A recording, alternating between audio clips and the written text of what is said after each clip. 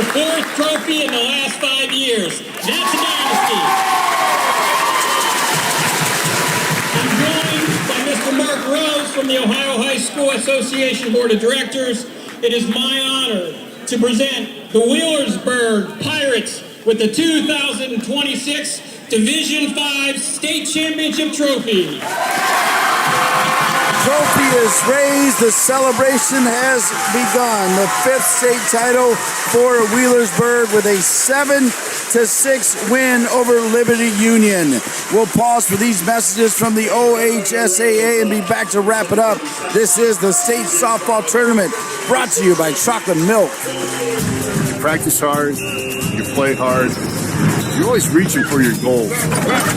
You reach for the next point, the next yard, the next win. And after the game, reach for low-fat chocolate milk. It has the fluids to rehydrate you, the right mix of protein and carbs to refuel you, and the vitamins and minerals to help you build strong bones and bodies.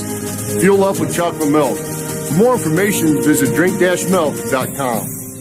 You can stream the game on your phone while you're gardening.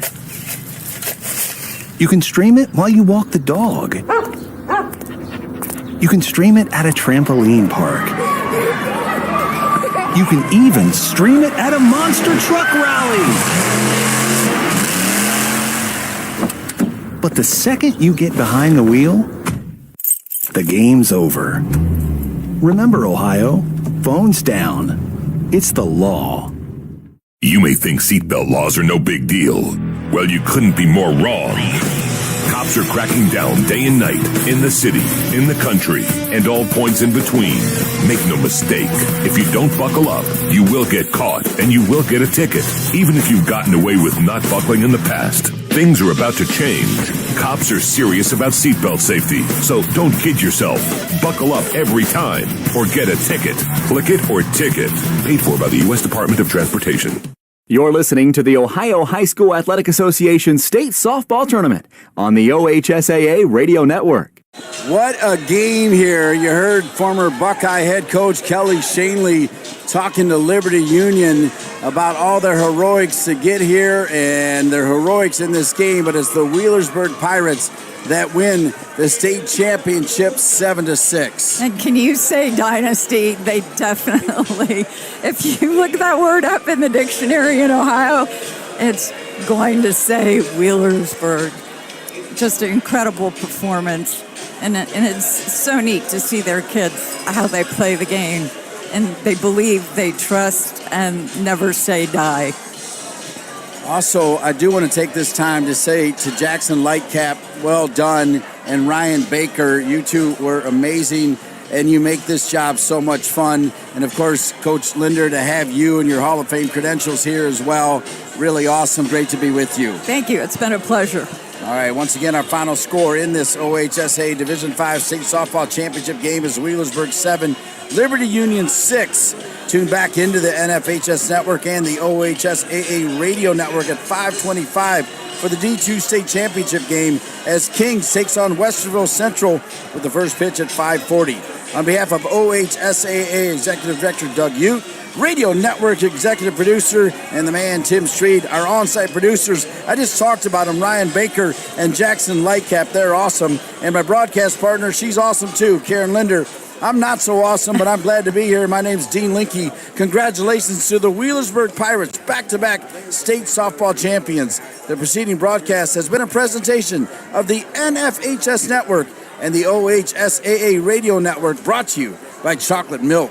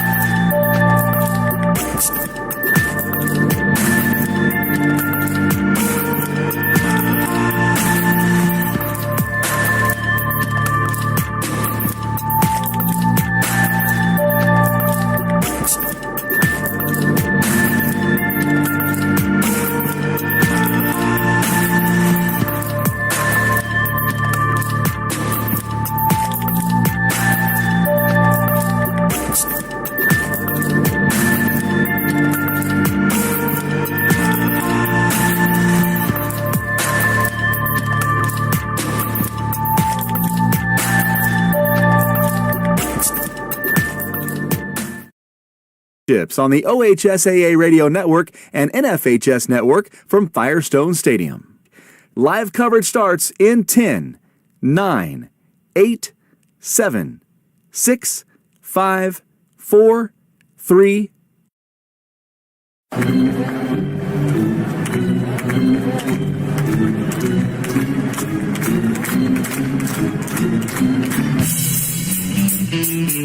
It's time for the Ohio High School Athletic Association State Softball Tournament. For live coverage of this year's tournament, let's head to Akron Firestone Stadium on the OHSAA Radio Network. And then there were two teams left in this 48th annual OHSAA State Softball Tournament. Up next, it's the Division II state final game between the Westerville Central Warhawks and the Kings Knights.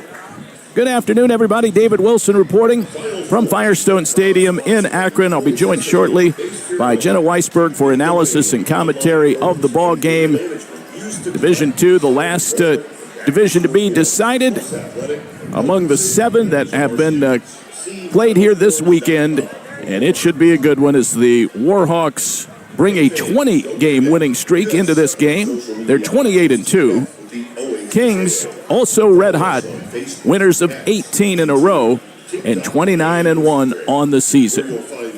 Coming up, we'll talk about both of these teams, and we'll start with the visitors from Westerville Central. That's when our pregame show gets started in earnest. First, let's pause for these messages from the OHSAA. This is the State Softball Tournament brought to you by Chocolate Milk. You practice hard, you play hard. You're always reaching for your goals. You reach for the next point, the next yard, the next win. And after the game, reach for low-fat chocolate milk. It has the fluids to rehydrate you, the right mix of protein and carbs to refuel you, and the vitamins and minerals to help you build strong bones and bodies. Fuel up with chocolate milk. For more information, visit drink-milk.com. Once again this June, it's a double play Akron as host of both the OHSAA softball and baseball state tournaments. For almost 20 years, the OHSAA softball state tournament has been held at historic Firestone Stadium, while the baseball state tournament is now hosted at both Thurman Munson Memorial Stadium in Kenton and 717 Credit Union Park in downtown Akron. The Akron Summit County Convention and Visitors Bureau is proud to host Double Play Akron. Learn more at visitakron-summit.org.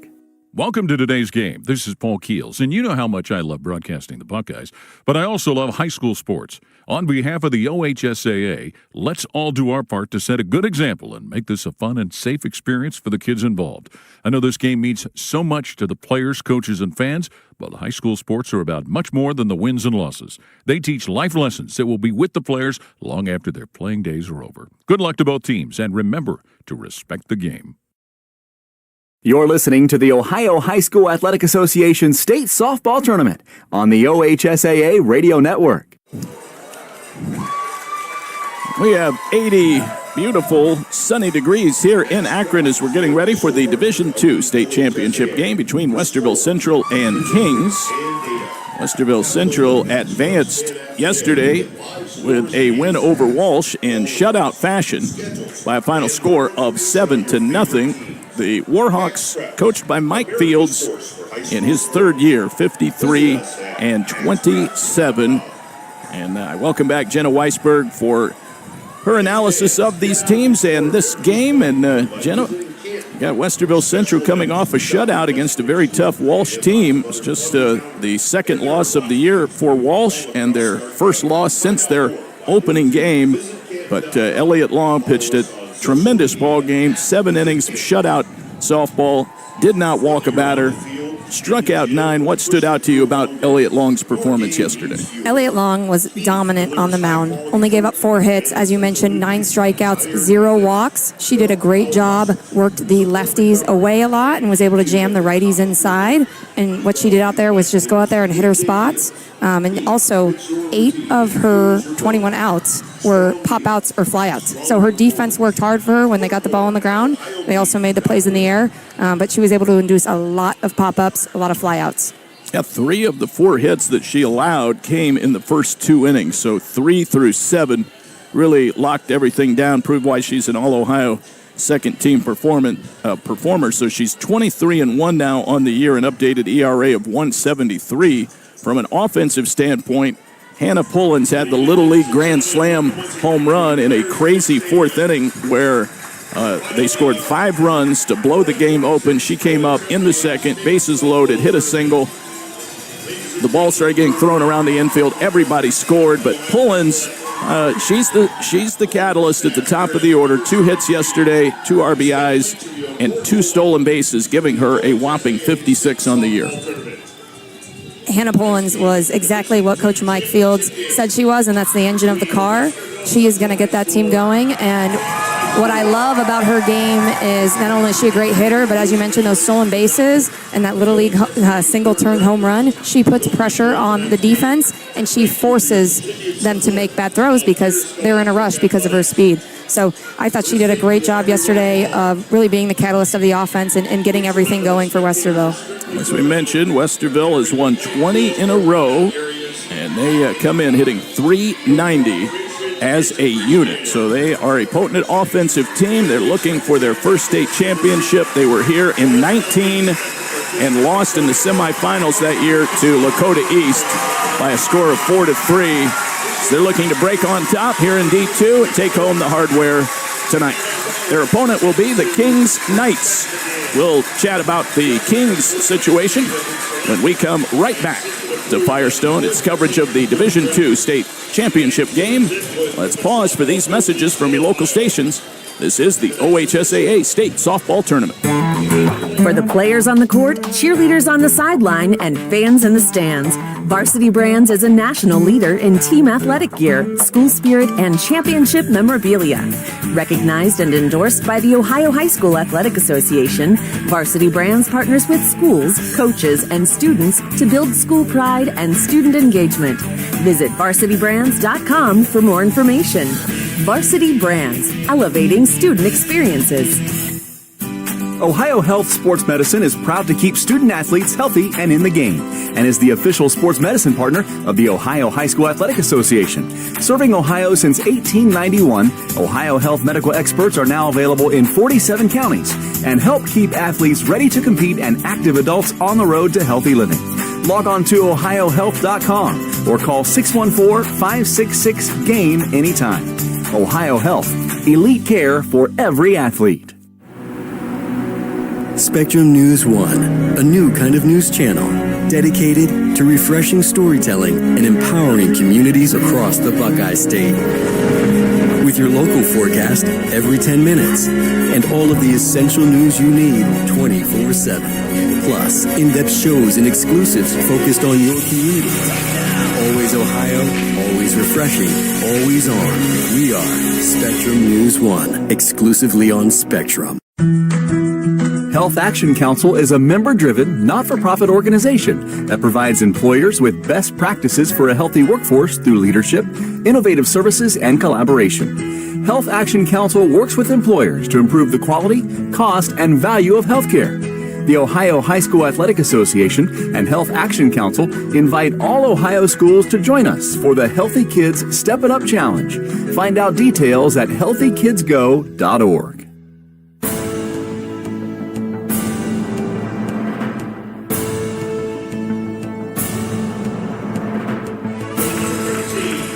Our Division II state final game is a matchup of Westerville Central, ranked number 6 in the final coaches poll, and Kings, ranked number 7. So both were top 10 teams as the regular season wound down.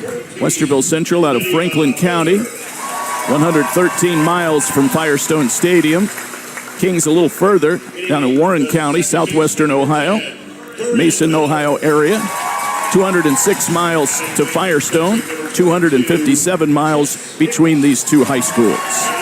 David Wilson, Jenna Weisberg here at Firestone, working our way toward a 5:40 or so first pitch, which puts us significantly behind schedule, but I don't think the teams mind too much as they're getting introduced now on the baseline.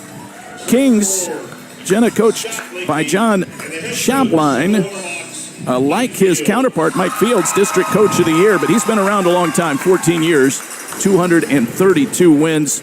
They picked up a 7-1 win over the defending champ yesterday, Paintsville Riverside, and they did it impressively. And I guess from an offensive standpoint, you look at Lexi Farah, 2 home runs in the ball game, and drove in 4. One of the dingers, a 3-run bomb. Yeah, 1 through 5 hitters were 8 for 17 with 5 extra base hits. So really the top half of the lineup all the way through did very well, but top half of the lineup really contributed yesterday, and not just with singles, with a lot of pop. So that was great to see Alexis Farah hit those 2 home runs, and those were no doubters. She was absolutely crushing it at the plate. Yeah, Farah finished 2 for 3. She flew out to center field as well in the 3rd inning of that game, but her 3-run homer in the 1st inning really set the tone, and it backed Neely McElhaney, who did not give up an earned run in her 7 innings of work. And like her counterpart today, Elliott Long, McElhaney allowed 3 harmless singles. Didn't have as many strikeouts, only 3 in the ball game, but was just in total command of the game. I think that's what maybe was most impressive with her poise and just the way she sort of controlled things. She totally was. You could tell she was in the driver's seat the entire game. She induced 11 pop-outs. So again, similar to Elliott Long, she's working that upspin, kind of more curve, screw rise type of movement, and was able to get her team a lot of pop-up outs. But she did a great job out there. One thing, she only had 14 walks coming into that game on the whole year. Did have 2 yesterday. I'm not too worried. She still looked great out there. McElhaney is 19-1. Her updated ERA is 0.70. She's pitched in 24 ball games, 130 innings of work. So an 0.70 ERA in that big of a workload. You're doing something right. Absolutely. She looked phenomenal out there. She was keeping them off balance, and that's a great hitting team that she faced in Paintsville Riverside. They were known to hit the ball really well all season long, and she shut them down. Kings hitting .430 as a team, so a little more potent from at least a batting average standpoint than Westerville Central, but both teams score runs in bunches. 11 runs a game for the Knights, 9 runs a game for Westerville Central. As we mentioned, both have long winning streaks coming into the state championship game, and that's kind of, I guess, what you would expect once you get on a roll in the tournament. There is one slight lineup change for Kings. Coach Schablein is going with Taylon Sexton in the number 9 spot as the DP, replacing Taylor Clace, who was 0 for 3 yesterday. So Sexton, a junior, will get the start in the number 9 hole in the lineup for Kings. Those introductions have been completed along the baselines here at sunny Firestone Stadium in Akron. We'll pause our pregame conversation and listen in for the playing of our national anthem.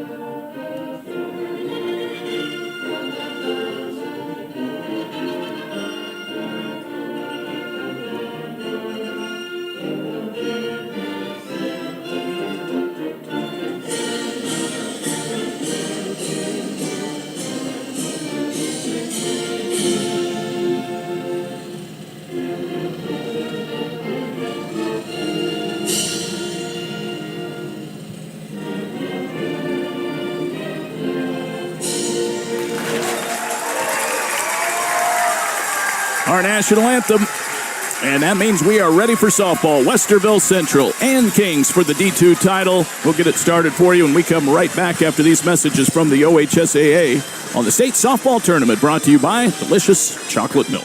Hometown is the online ticketing partner of the Ohio High School Athletic Association. Access all OHSAA tournament events through Hometown, which gives fans a simple and secure way to search, buy, manage, and access your tickets when you arrive at the game. Hometown is trusted by schools across Ohio and thousands of schools nationwide to make game day effortless. Visit hometown.com or download the Hometown fan app to get in the game. Question. When you walk into the boardrooms of the most successful companies here in Ohio, who do you meet? Answer. Men and women who played high school sports. Education-based high school sports give us more than athletes we can root for. They give us leaders we can depend on. Question. So where will we find tomorrow's leaders? Answer. High school sports. This message presented by the Ohio High School Athletic Association and the Ohio Interscholastic Athletic Administrators Association. The following is a broadcast presentation of the Ohio High School Athletic Association. It is time, softball fans, time for the Division II state championship game. We welcome you back to our live coverage here at Firestone Stadium in Akron. Glad you're with us for the final game of this 21-game tournament. As the Division II crown is the last one to be decided. Westerville Central will be the visiting team in the ball game. They'll line up like this against Neely McElhaney. Hannah Pullins will lead off and play third base. Batting second, playing shortstop, Samantha Luke. Christelle Crocher will hit third and play center field. Then it's Lexi Latier at first. Jane LeMasters will play in left field. Haley Hickok will bat sixth and play right. Lower third of the order, Lydia Miller, the DP. Corinne Miller at second base, and rounding out the lineup, Jess Hickok. She is the catcher. Elliott Long will get the start for Westerville Central in the circle. And we're ready to go. Neely McElhaney has finished up her warm-up tosses. Final thoughts here, Jenna. Keys to the game, what do you think will be important here? I think we might see more of a pitcher's duel today. That wouldn't surprise me at all with how both Elliott Long and Neely McElhaney threw yesterday. I think it's going to come down to just being able to get runners on base and move them over. Maybe not as many home runs and power hits as we saw yesterday. We are getting a little bit of a breeze out to center field. 80 degrees as we start the ball game. Here comes the first pitch, and it is taken low for a ball. 1-0 to Hannah Pullins, and away we go, starting this one at 5:42 Eastern Time. Pullins, Luke, and Crocher. Second pitch upstairs for a ball. Pullins came into the state tournament batting .591. Now up to 22 RBIs. She takes it low for a ball. 2 for 3 yesterday. Couple of singles, 2 knocked in, 2 steals. They want to get her on base. She is a first-team All-Ohio performer, in large part because of those 56 stolen bases. She takes a strike right down the middle, 3-1. Green light here. I think so. They got to keep her off base because if she gets on first, it's looking like a double for her with her speed. Ground ball slapped to shortstop. McKinney fields, throws her out. That's the way today's game begins. Ground ball to shortstop Abby McKinney. And Samantha Luke will make her way to the plate. No score, just underway here at Firestone. Luke yesterday hitless in 3 trips. Right-handed batter. Hitting .295, 4 home runs, 26 runs batted in. First pitch high for a ball, 1-0. Leah Mitchner at the hot corner. She is playing way in. 3 steps past the bag. Here's the 1-0 down the pipe for a strike. Abby McKinney at shortstop. Maddie Titler at second. Grace Parkhurst, the first baseman. She's playing in, but not quite as much as Mitchner. Here is the 1-1. Outside for a ball. 2 balls, 1 strike. Lexi Farah in left field. Olivia Smith in center field. You have Emma Miles in right. Julia Lowry behind the plate working with Neely McElhaney. Jammed her with that pitch, fouled back close to the net.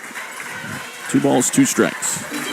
They have an interesting shift going on. So we have our center fielder playing shaded toward right, so there is a huge gap out there between her and Alexis Farah. Yeah, and Farah's way off the line as well. If she pulls the ball down toward the corner, she'll be able to run for a while. Luke does have 12 doubles on the year. Westerville Central, 28-2 on the year. This one taken a little bit low, so we have a full count on the second hitter. I like that from the get-go here. Westerville is making Neely McElhaney work out there and getting deep into counts. Payoff pitch, strike 3 call, 2 outs. That one down and in at the knees. George Goulis, our home plate umpire, he just rang up Samantha Luke. Over at first base, it's Bob Seedhouse Jr. Abby Grainer is over at second base, and Andy Gazowski will be making the impartial calls over at third. 2 down, nobody on, no score. Top of the first, D2 title game. There's a strike over to Crosher, who homered in the semifinal. It was a solo shot, 1 for 3 in the game. 1 ball, 1 strike to Christelle Crosher. That was her 10th of the year. Now 41 RBIs to go with her .462 average. Just a sophomore. First team all-conference pick. That's a strike, 1 and 2. I know that they don't often, and really, it's almost non-existent. They don't put heights on the rosters anymore for some reason, but McElhaney's tall. Yes. 1-2, swung on and missed. And that retires the side. 2 Ks for McElhaney in the first inning, and the Warhawks go out in order. We're off and running at Akron in the D2 final game. Westerville Central nothing. Kings coming up. Let's pause for these messages from the OHSAA. This is the state softball tournament brought to you by Chocolate Milk. Yes! Big money bet right there. Dad, what's a big money bet? Can I do it? Well, sweetie, betting is risky, so it's only for adults. But I want to win money too. I won this time, but I don't always win. That's why it's called gambling. And it's not for kids, okay? Okay. Let's just watch the game. Youth who gamble are 4 times more likely to experience a gambling disorder as an adult. Be aware, check for risks, guide their choices, help prevent youth gambling. Visit ChangeTheGameOhio.org. You practice hard, you play hard, you're always reaching for your goals. You reach for the next point, the next yard, the next win. And after the game, reach for low-fat chocolate milk. It has the fluids to rehydrate you, the right mix of protein and carbs to refuel you, and the vitamins and minerals to help you build strong bones and bodies.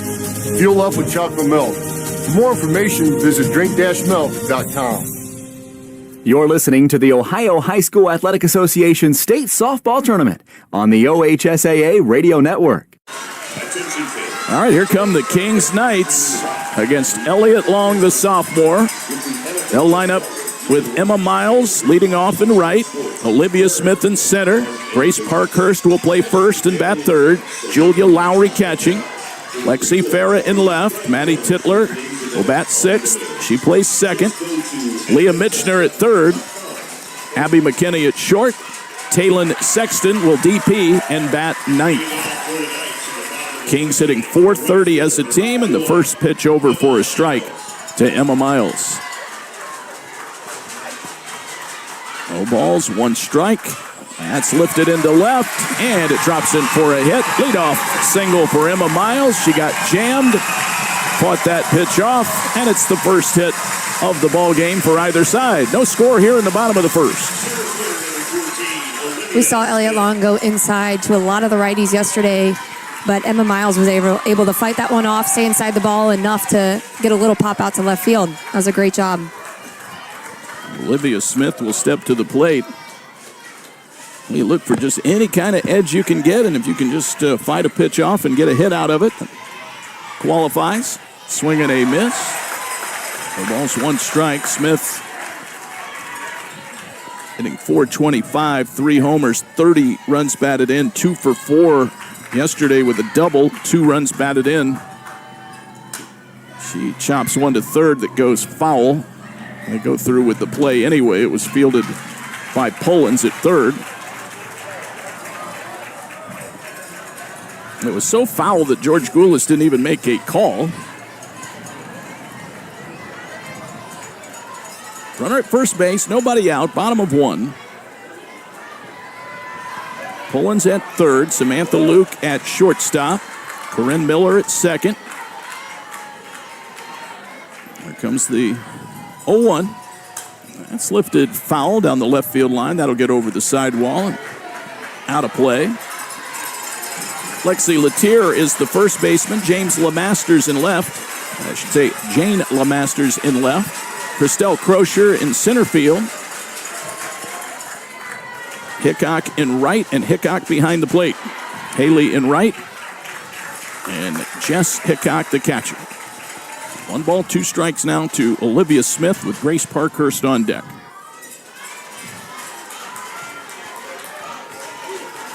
And the game preceding ours came down to the very last pitch of the ball game. 1-2. That's popped up foul out of play. 7-6 Wheelersburg with the tying run at third. Go ahead run at second in the 7th inning. They managed to work around it. Wheelersburg took home the trophy. Division 5, I believe. Yeah, and a come-behind win, too. Down 4 early in the game. This one's socked to deep left. It's going. It's off the top of the fence. It stays in the park. Miles to third. She'll stop right there. Double for Olivia Smith. It's another great piece of hitting by Kings. Olivia Smith able to get to that inside pitch with a little bit more pop than Emma Miles and hit it to the wall. She almost got it out of here, Jenna. That hit at the very top of the fence. Still no score, but runners at second and third. Nobody out for Kings. Here in the bottom of the first, and Grace Parkhurst at the plate. Those two at the top of the lineup did a great job of this, both having 2 hits yesterday and carrying that momentum in today to set the table up for the heart of their order to come through. She's a .418 batter, 1 for 3 in the semifinal.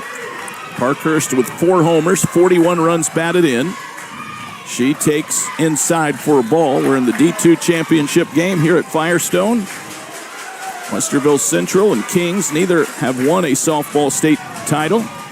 That will be changing in the next couple of hours, maybe 3. Swinging the tapper back toward the circle, fielded by Long. Now they've got the runner in a pickle. Miles running back to third, and the diving tag by Jess Hickok got her out. Nobody is covering home, but Olivia Smith stands pat at third base. Parkhurst at first. They're on the corners. They got the lead runner in a pickle. It goes 1-2. That's a great job by Elliott Long. 1 to induce the ground ball and then to be able to come up with that play at home. I like that Kings is aggressive with runners on second and third and nobody out, and great speed and forcing her to make a play. But Elliott Long did a great job, and then Jess Hickok also executing the pickle. So the threat continues. I think Jess Hickok was a little shaken up maybe, or has some equipment issue after making that diving tag on Emma Miles. Friends, EA Graphics is pleased to be the official OHSAA State Tournament merchandise partner and has 2026 State Tournament souvenir apparel currently available at today's tournament. Whether it's t-shirts, sweatshirts, hats, or other state tournament apparel, they've got you covered. You can also order online. Go to shopohsaa.com. I can't tell if it's equipment or any kind of injury there. Looks like she might have gotten a shot to the face or got that taken care of, whatever it is. They had a cup out there. I don't want to know any more about it. Catchers are tough. Here's Julia Lowry. 1 for 3 in yesterday's game. 1 out. No score. Bottom of the first.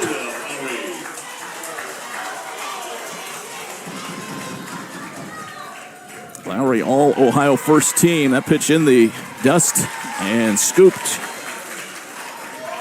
by Hickok. It was a strike. 0-1. One out. Elliott Long working in the circle. The right-hander delivers. That's fouled back to the net. Quickly 2 strikes. Elliott Long 24-1 at 1.66 ERA. This is her 29th appearance. 160-plus innings. 238 strikeouts. She has 17 strikeouts in her last 2 games, the regional final and the state semifinal. 0-2. Popped her up. That'll get back to the roof, I believe. 0-2. Lowry will play college ball at Hanover College in southern Indiana.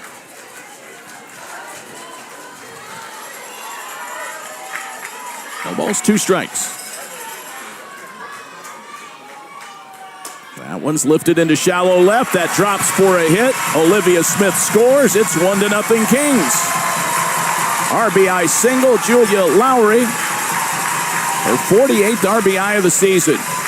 King strikes first here in the D2 title game.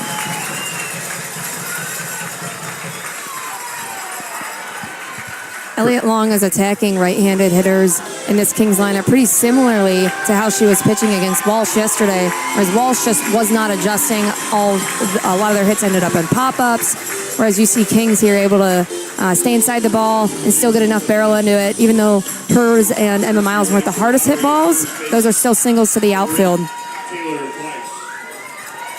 Courtesy runner for Lowry, the catcher, is Taylor Clace, who played yesterday as the DP, coming off the bench in this game, and in there immediately in the first inning as a runner.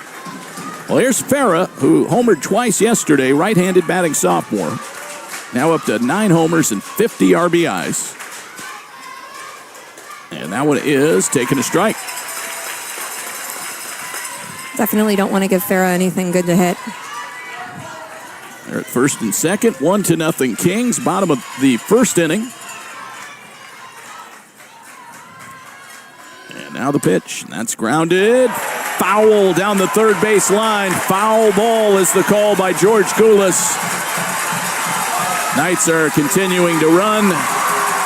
Goulas had called that ball foul immediately. It was very close, but an emphatic call right away. No big argument from the Kings coaches.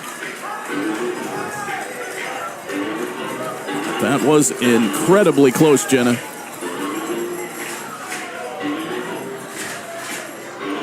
It was a diving attempt by Pollins. Also, I think she made contact with the ball, and it was right there above the bag. Kings fans not too happy. That would have potentially driven in 2 more. 0-2 to Farah. This time she grounds it fair to third. Poland steps on the bag, throws across. It's a double play. What a nice job by Pollins. After tagging the bag at third, fires a strike across to turn 2. After 1, Kings has a 1-0 lead. We go to the second next. First, let's pause for these messages from your local stations on the OHSAA State Softball Tournament. Health Action Council is a member-driven, not-for-profit organization that provides employers with best practices for a healthy workforce through leadership, innovative services, and collaboration. Health Action Council works with employers to improve the quality, cost, and value of healthcare. The Ohio High School Athletic Association and Health Action Council invite all Ohio schools to join us for the Healthy Kids Step It Up Challenge. Find out details at healthykidsgo.org. Telhio Credit Union knows the financial playing field is constantly changing, so we're here to make sure you are always one step ahead. A trusted partner since 1934, Telhio has been providing financial services to communities throughout Ohio and is dedicated to serving its members as a not-for-profit institution. Telhio is committed to giving back to the community by offering financial education, sponsoring local events, and supporting charitable organizations. At Telhio, we take banking personally. Visit us at telhio.org.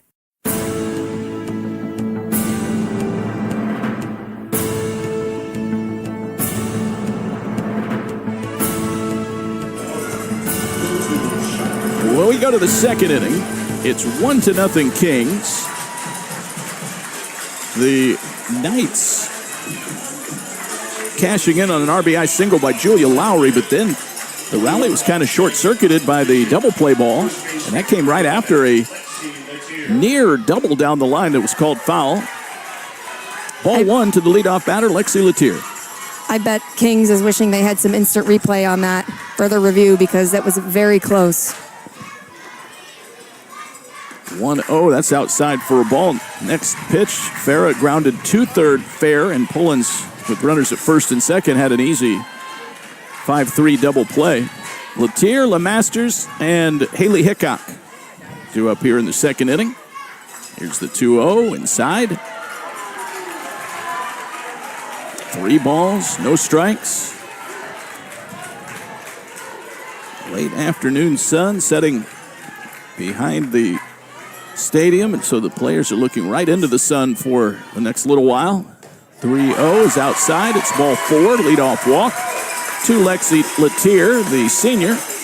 That'll bring up Jane LeMasters, and before she hits, let's pause 10 seconds for stations to identify themselves on the OHSAA radio network.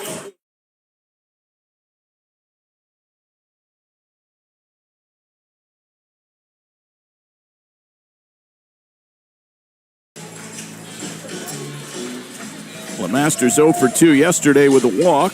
She'll bat with the runner on. Well, here we go, partner, the leadoff walk.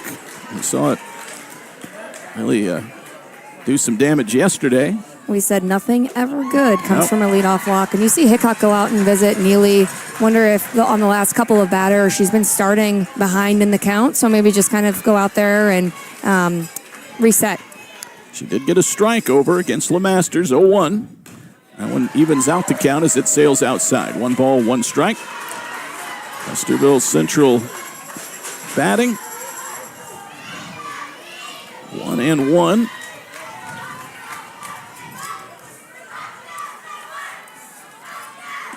That one taken inside for a ball. 2 balls, 1 strike.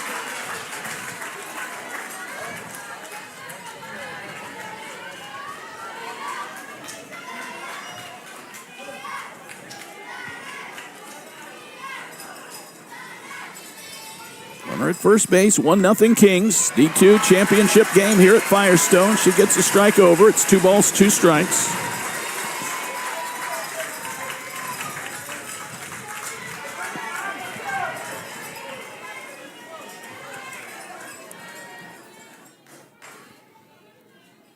Now the 2-2 from McElhaney. Sails high, and she's gone the distance now. 3 balls and 2 strikes. Jane LeMasters batting. Haley Hickok on deck.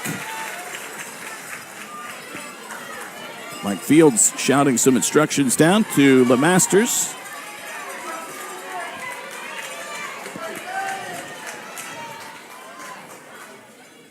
Three-two.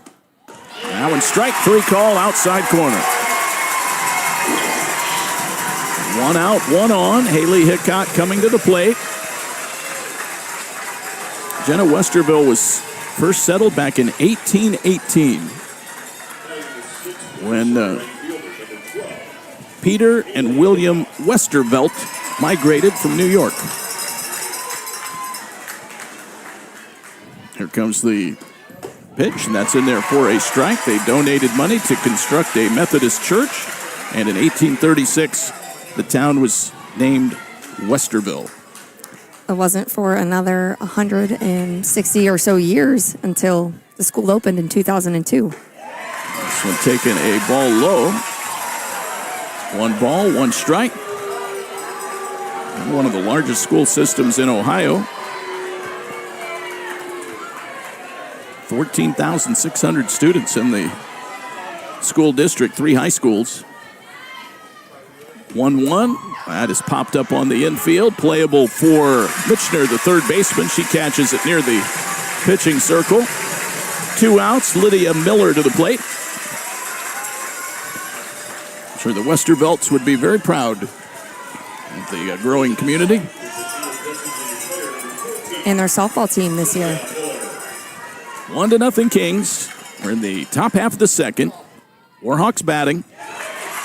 And that's a strike call to Lydia Miller, the DP. She was 1 for 3 with an RBI yesterday. 321 batter, 15 RBIs, 10 doubles. Outfield very shallow. She takes it high for a ball, 1-1.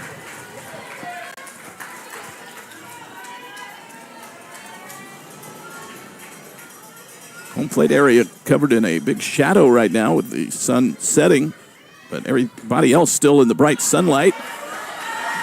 No one snuck over the net and got back into the seats.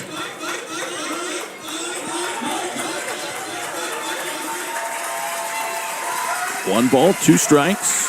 I like Neely's response after the leadoff walk. Let's come out there and get 2 straight outs after.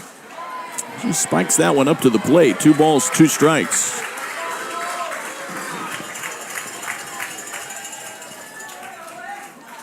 Three hits in the first inning for Kings. They plated a run. We are literally just getting warmed up. Here's the 2-2.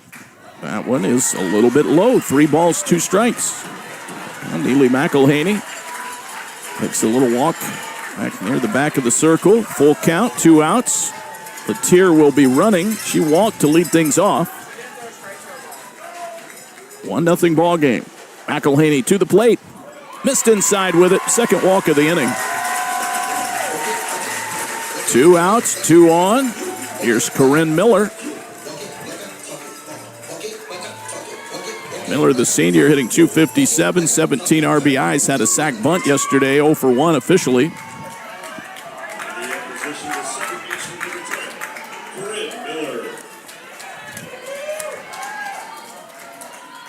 Here comes the next pitch. That's down low. 1 ball, no strikes. Another interesting fact about Westerville, not long after town was named Westerville, the Church of the United Brethren in Christ started a seminary.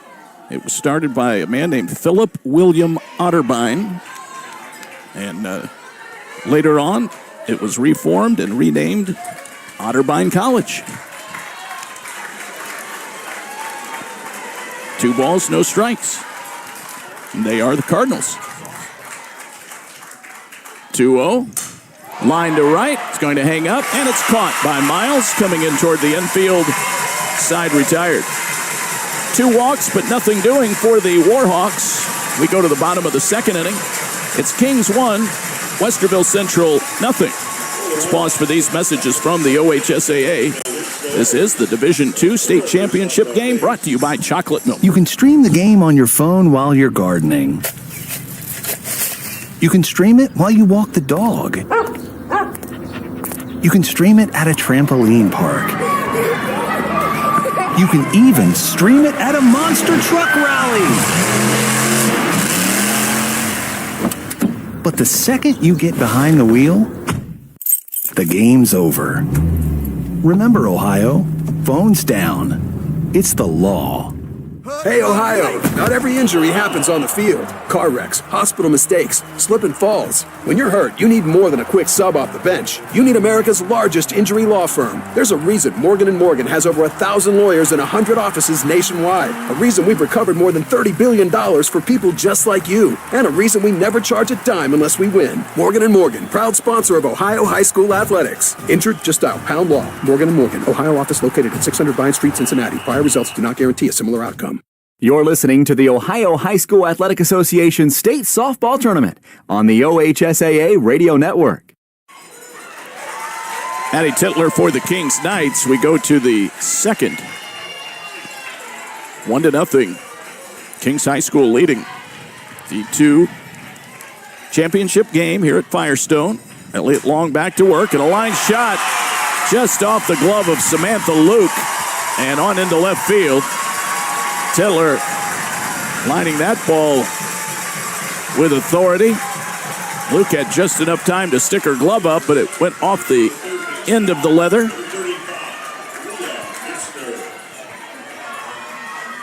I think that's a ball that Samantha Luke can absolutely catch. Going off of her glove, just got to be in a little bit better of a position. She hit the ball hard, but I think that's another. That's a ball that Samantha Luke can make. Well, here's Mitchner now. And that one is taken.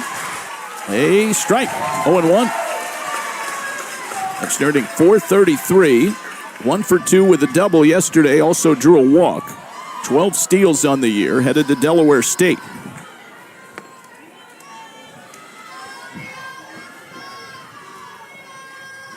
That one socked to deep center field. Back goes Crosher. It's gone. It just kept on carrying out of the ballpark. It's a great piece of hitting by Leah Mitchner. They are seeing Elliott Long, and they are barreling up a lot of balls. 3-0 Kings. Mitchner with her 6th of the year. She homers to the deepest part of the ballpark. Crosher tracked it all the way back to the fence, and it sailed on over. Her second hit of the Final Four. Abby McKinney will be the hitter with the bases empty and nobody out. And Kings with a 3-0 lead.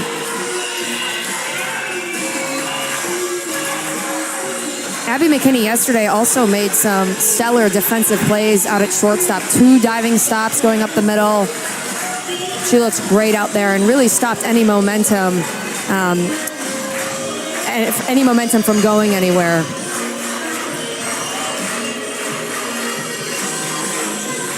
Kings committed 1 error in that game, but McKinney was excellent at shortstop.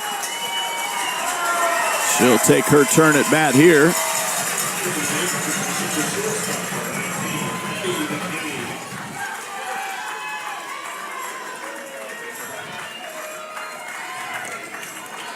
Three-zip.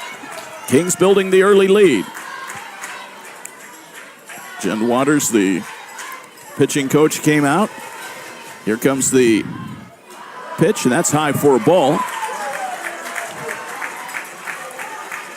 Actually, I'm sorry, I was looking at the wrong coaching staff. Rachel Fields, pitching coach for Westerville Central. 5 hits in the game already for Kings. Touched up Elliott Long early. That one's high for a ball to McKinney. She's the number 8 hitter in the order. It's going to be really important to see how Elliott Long responds after giving up the 2-run shot here. If she can come back and regain her composure, limit the damage. That one lifted into shallow right. That's down for a hit. Miller trying to go back on it. Couldn't catch up to it. Just a little bloop hit into right center field.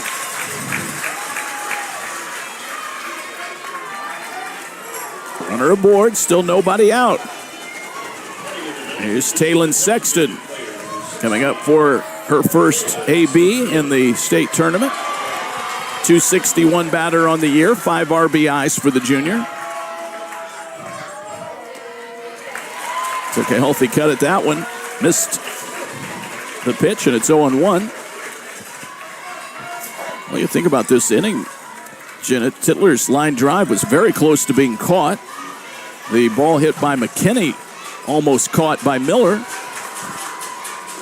I think those are 2 plays that can and have to be made in this type of environment, and where the stakes, when you're at the state championship game, you have to make those plays. 2 catchable balls. This is a great hitting team, and they're showcasing that. They're all over Elliott Long right now. They're getting barrels on the ball, but they've also had some, quote, lucky hits where the defenders could have made the plays. Sexton swings and misses, falls behind strike 2. 1 ball, 2 strikes.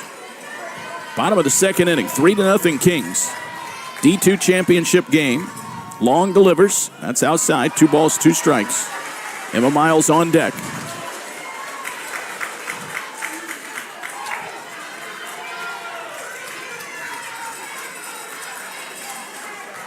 Kings has definitely hit the ball hard in these first 2 innings, but I would say about 3 of their 6 hits have been kind of more of the bloop hits, more jam shots, but able to muscle it out to the outfield, and some are falling in there, and then they did tattoo a couple of those balls too. Elliott Long needed a little bit of a boost, and she got one with a strikeout of Sexton. Got the called 3rd strike. So one down, back to the top of the order now, and Emma Miles. Snap throw down to first after a ball high. They had the Olivia Smith ball that almost went out. She ended up scoring in the first inning after a double. And Michener's just kept on going. Here's the 1-0. That's in there for a strike. Let her high. 1 ball, 1 strike. This is going to be an important out if they can keep the runner at first here, because we have the top of the Kings lineup coming up here. Next hitter. 1-1, driven to left and bending foul. So Miles turned on that ball and could not angle it quite in fair territory, but it was down close to that 200-foot marker. 200 down each line, 225 to center. Still haven't measured the gap. It's only been 11 or 12 years that I've been coming here. 1-2. She reaches for it, slaps it foul down the first baseline. 1 ball, 2 strikes. Need one of those tape measures that they use on the tracks. You kind of roll it. Got a few hundred yards to work with and get an accurate measurement of the gaps. I'll order you one on Amazon for next year. That's your job for next year, Jenna. 1-2, driven to center field. Crozier has room this time and makes the catch. Miles out. And Olivia Smith will bat. Another nice barreled up ball, though, by Emma Miles. She's 1 for 2 in the state championship game. Here's Olivia Smith. 3-0, 6 early hits for Kings. This is a high school located right next to Kings Island. This pitch is taken outside for a ball, 1-0. I've probably been down to Kings Island a few times, right? I actually never have been to Kings Island. I've driven past it on the highway, but I've never been to Kings Island. That one gets through Hickok and allows McKinney to go on down to second base. That would potentially be a pass ball. I'm not sure if that ball hit the turf or not, but it skipped right through Hickok. So runner in scoring position, 2 out. 2 balls, no strikes to Smith. Now one is taking a strike, 2-1.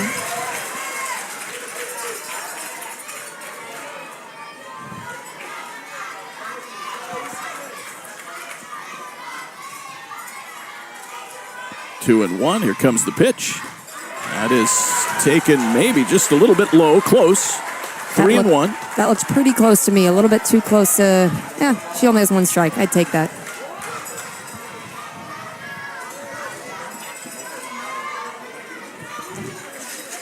Three to nothing Kings, second inning. Elliott Long to the plate, swinging a ground ball left side. Gloved at shortstop by Samantha Luke. Throws, skips it in the turf in front of first. It bounces away from Latier, and that allows McKinney to score. And Kings takes a 4-0 lead.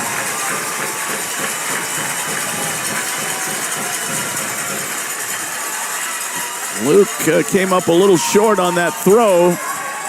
Olivia Smith safe at first. Grace Parkhurst will be the hitter. That will go down as an error on the shortstop, Samantha Luke, on the throw. And it allows McKinney to score. It's been a 3-run inning.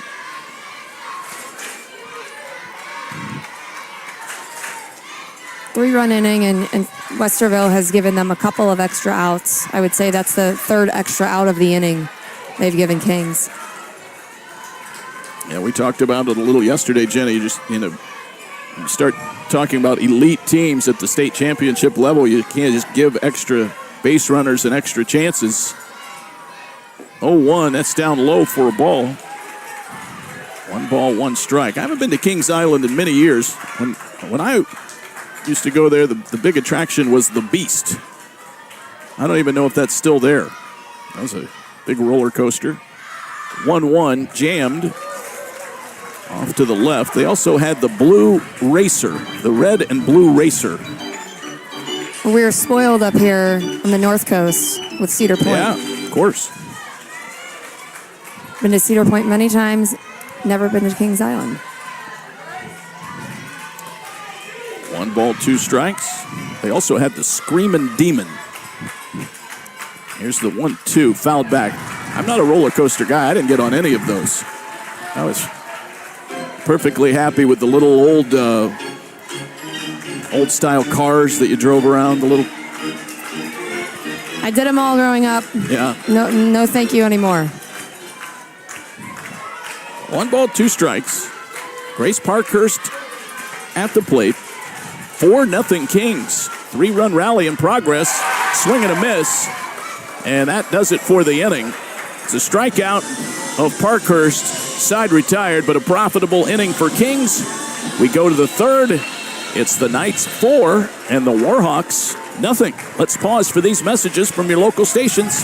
This is the OHSAA State Softball Tournament. Hi, I'm Anthony Munoz. I didn't make it into the Pro Football Hall of Fame by letting drugs and alcohol affect my ability to play. I brought my A game every time, and that's what you should do when sharing the road. That means never getting behind the wheel under the influence and wearing your seatbelt, because it's always the best defense against a drunk driver. So whether you're driving around town or to the Pro Football Hall of Fame, never let impaired driving take you out of the game. This message brought to you by the Ohio Department of Public Safety. You may think seatbelt laws are no big deal. Well, you couldn't be more wrong. Cops are cracking down day and night in the city, in the country, and all points in between. Make no mistake, if you don't buckle up, you will get caught and you will get a ticket. Even if you've gotten away with not buckling in the past, things are about to change. Cops are serious about seatbelt safety, so don't kid yourself. Buckle up every time or get a ticket.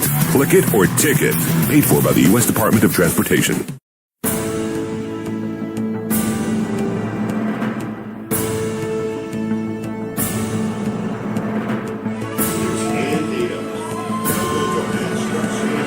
Four to 0 Kings as we move on to the third inning in the D2 championship game.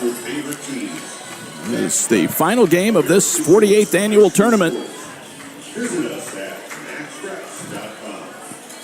Top of the order here for Westerville Central, looking to get on the board and, in fact, looking for their first hit against Neely McElhaney. They drew 2 walks last time, but could not get anything going. First pitch swung on and missed by Pullins. Top of the order. Actually, that's Hickok leading things off. It'll be Hickok, then Pullins, then Luke. There's a strike call. Quickly 0-2 to Jess Hickok. 394 batter, 9 RBIs, 0 for 2 in the state semifinal. Low and away as she was looking to slap that one. Hickok is the slapper catcher combo we were talking about yesterday that you just don't see often. 1-2, taken low. She was shaken up earlier. And they got Emma Miles in a rundown between home and third, and she ended up diving for Miles. I think might have gotten kicked. 2-2. That's low, 3-2. So 3 straight out of the strike zone by McElhaney.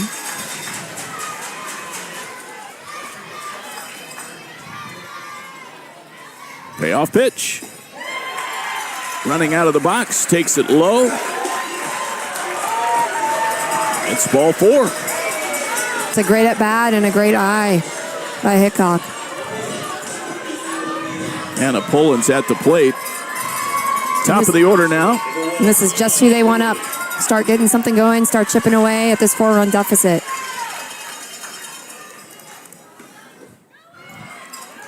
First pitch taking a ball, and Hickok takes off. She gets to second base. The throw sails into center, but it was being backed up by Olivia Smith.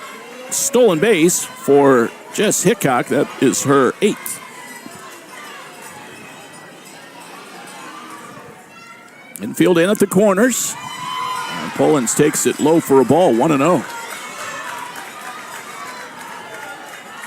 Well, a quick turnaround for both pitchers. They threw a complete game yesterday. 2-0. There's a bunt laid down right in front of the circle. McElhaney picks it up, has no play at either base. It's a hit for Pullins. That's a beautiful bunt laid down by Hannah Pullins. She did a great job of deadening the ball. Gave her plenty of time to beat that out. Boy, we have seen some great bunts right in front of the plate this whole tournament. Here's Samantha Luke. Runners on the corners now as Westerville mounts a threat. Nobody out. 2 on. Samantha Luke makes her way to the plate. She's 0 for 4 in the state Final Four. Struck out earlier in this game. She bunts first base side. It's picked up by Parkhurst. She throws it past Titler. That allows a run to score. Runners will still be on the corners, and Westerville Central on the board. It's now 4-1 Kings here in the third inning. Coach Mike Fields talks a lot about running a motion offense, and that's exactly what we've seen so far here in the third, starting with the walk and the steal, and then Hannah Pullins comes up, lays down a beautiful drag bunt, and then just putting pressure on the defense. I like that call there. Pullins goes first to third. Hickok came in to score. That is an error on the receiving end on the part of Maddie Titler. So I think Luke will still get a sacrifice bunt. Then the throwing error allows Hickok to score and Pullins to move to third.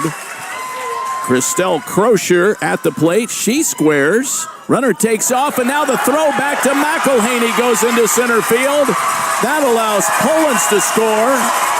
Luke goes to third, and it's 4-2.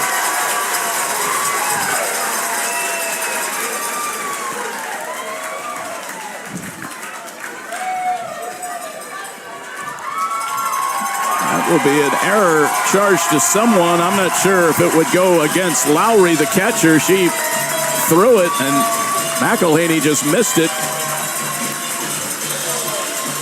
I'm telling you, Jenna, when Hannah Pullins gets on base, just strange things start happening.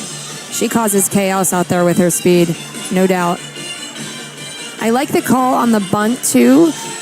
I don't believe Samantha had a hit yesterday. Maybe she's not seeing the ball as well as she normally does and had a called strikeout, her first at bat in this game. So I like Coach going with the bunt there, making something happen. 4-2, Westerville Central, and still nobody out. Crozier at the plate.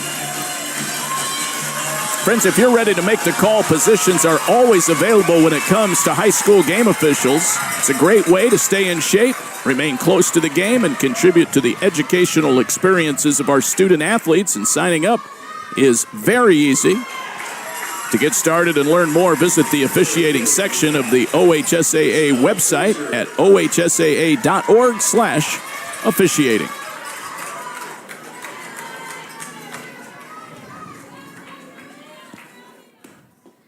That one's inside. 2-ball, 1-strike count to Christelle. She struck out in the first inning. They've had a couple of errors.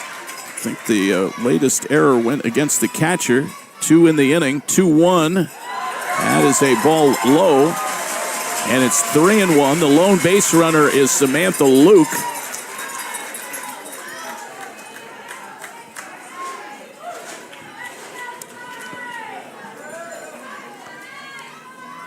Latier on deck. Here's the 3-1. Chopped on the ground, left side. Tough play, and it bounces through Mitchner and McKinney. Luke scores to make it 4-3. Crozier aboard at first base on the bouncing ball that got through not one but 2 Kings infielders. Lexi Latier will bat. It's a 1-run ball game. I like that Westerville is putting the ball on the ground and making chaos happen. That one is taken, a ball, and it's 1-0. That's something that Riverside was not able to do yesterday with so many pop-ups. Westerville is making the defense work. The Christelle Crozier bouncer was ruled an infield hit. I think that's also a play that Abby McKinney knows that she can make. I wonder if the sun on that big chop played a factor there. Here comes the 1-0. Runner takes off. It was called a strike, and the throw down to second kicks off the runner and goes into center field. But Crozier stays put. She settles for the steal.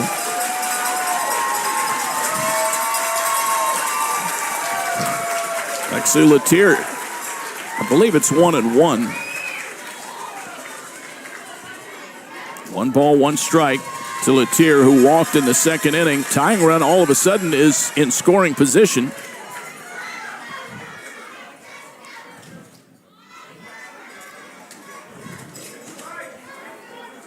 If that was an infield hit, then Crozier does get an RBI, driving in Samantha Luke. That would be her 42nd of the year.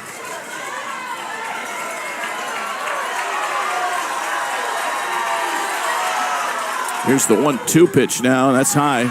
2 balls, 2 strikes. Boy, just more weirdness happening. This Westerville Central Warhawk team, they can just kind of put the whammy on people. Here's the 2-2. Swinging a foul tip. All of a sudden, you start throwing the ball around, or you can't catch it, you can't field it. That's what speed does. Speed rushes throws, speed causes errors. Makes the game a lot of fun to watch up here. 2 errors in the inning. Lexi Latier batting. 2 balls, 2 strikes. The Masters on deck. Outfield straight away. We're in the D2 championship game. 3rd inning here at Firestone. There's strike 3 call inside corner. Latier was so far crowding the plate, and even though that ball almost hit her, it was over the inside part.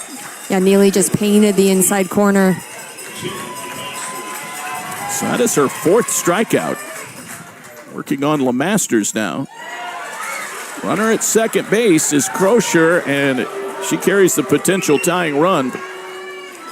Westerville Central right back in this ball game.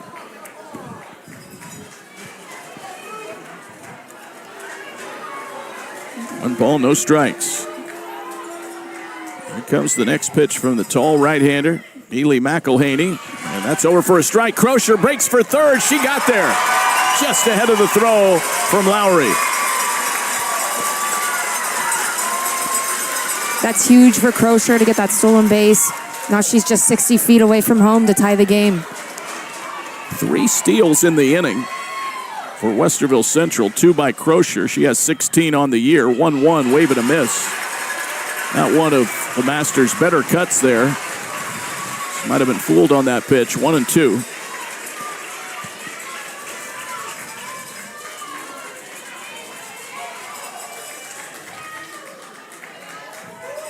McElhaney 1 strike away, keeping the lead intact. Here's the 1-2, high. 2 balls, 2 strikes. So already 7 combined runs in the D2 championship game. We're just in the 3rd. And I thought we were going to be seeing a pitcher's duel here today, but swinging a foul tip. A lot of errors, a lot of plays that could have been made. I think that if this was a clean defensive game, it'd be a lot lower score than what we're seeing right now. And again, I started to mention it earlier, and I think something happened. We didn't really finish the thought, but I think maybe some fatigue setting in. I know the pitchers are used to pitching back-to-back games and things like that, but 2-2. This one lined into left field. That's a base hit. We have a tie ball game. Crozier scores. LeMasters delivers.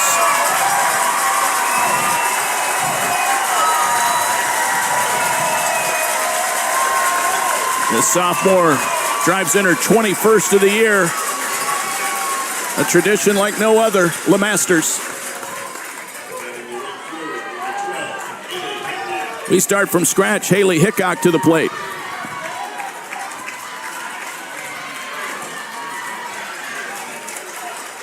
It's a lot to throw in not just any regular season game. These are the state semifinals and the state championship. There's a lot of motion that goes into it. It's definitely very fatiguing to have to throw back-to-back days. Yeah, a lot more of a mental strain and emotional. Totally. Plus the physical. It's hot. 1-0. It's taken upstairs for a ball by Haley Hickok. 2-0. A lot of waiting around for some delays, and that can wear on you for sure. This game started an hour and 40 minutes behind the original posted start time. And I'm sure they were here. Here's the 2-0. That one is taking a strike at the knees. 4-run inning for Westerville Central, looking for their first state title. They're in their second Final Four. Kings here for the very first time.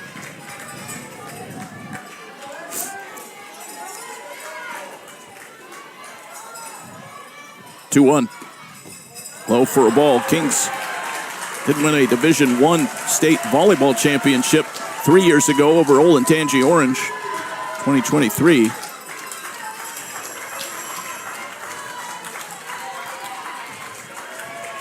Three-one, the count now to Hickok. And the pitch, that's taken strike 2. 3 balls, 2 strikes. The shadow's getting a little farther out now, almost to the circle. Outfielders and infielders still battling the sun. That one inside, and I'm not sure if it hit the knob of the bat or if they say she was swinging at it and got hit. Might be a foul tip off the bat, off her hand. I'm not sure exactly what the call was, but she's coming back with a 3-2 count.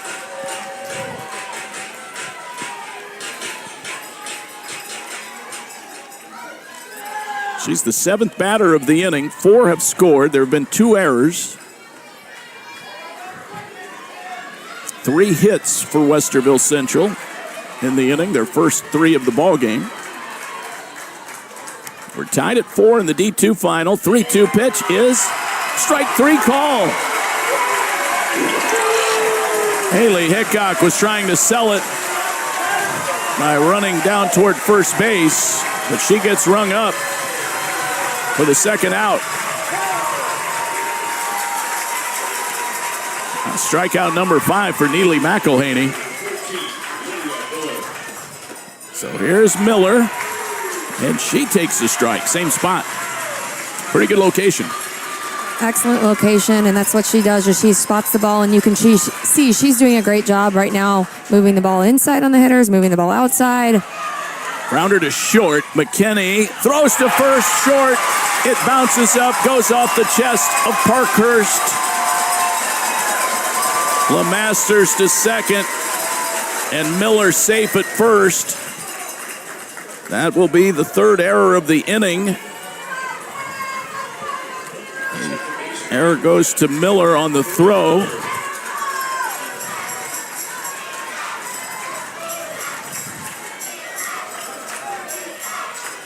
Four ball game, and now runners at first and second. Here's Corinne Miller, the 9th batter of the inning for Westerville Central.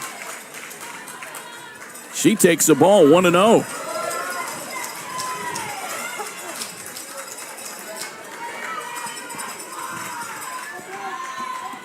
Time was called. Not sure what Goulas is calling here. Any idea or speculation? Maybe quick pitching? I'm not sure everybody was set up when she started her windup. Well, it's 1 ball and no strikes. Now, Goulas seemed to be talking directly to Neely McElhaney. Swing and a miss, strike 1. So I think you're onto something there, Jenna. I think she was firing it in there before everybody was ready, maybe before George himself was ready. Yeah, she's been working quickly out there, and I don't think everybody was ready. 1-1 fouled off the end of the bat. 1 ball, 2 strikes.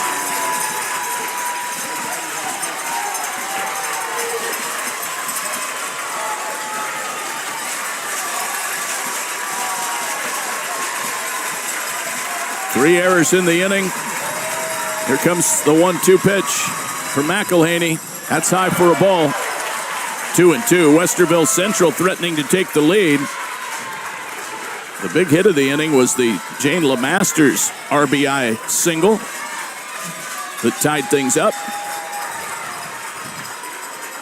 2-2 on the way. That's strike three call inside corner, and that retires the side.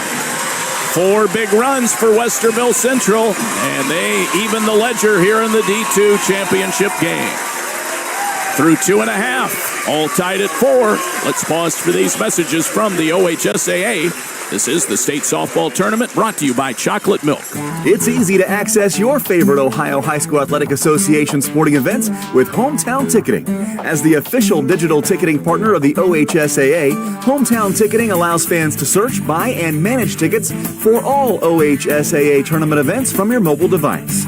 Download the Hometown Ticketing fan app at hometownticketing.com. Tournament time is here, so don't wait. Download the Hometown fan app to get your tickets for the best local sports in every hometown in Ohio. The OHSAA softball and baseball state tournaments wrap up the school year and signal the start of summer. And that means the start of football season can't be too far away.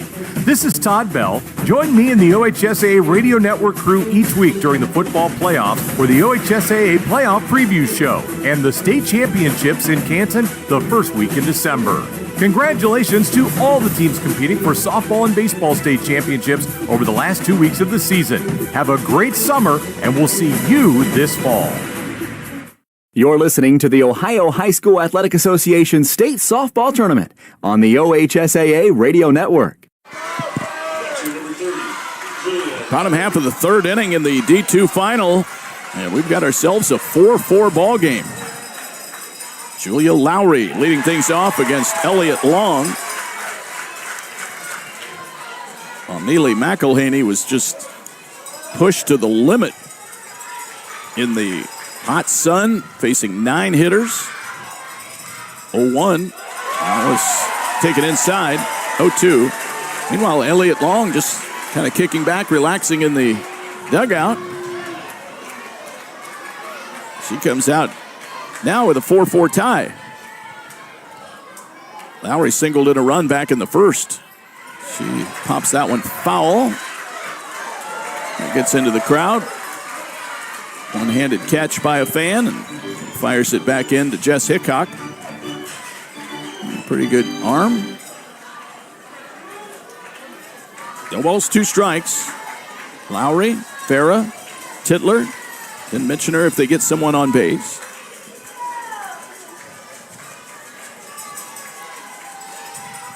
Next pitch, rolled foul pretty sharply down the third base side. No balls, 2 strikes.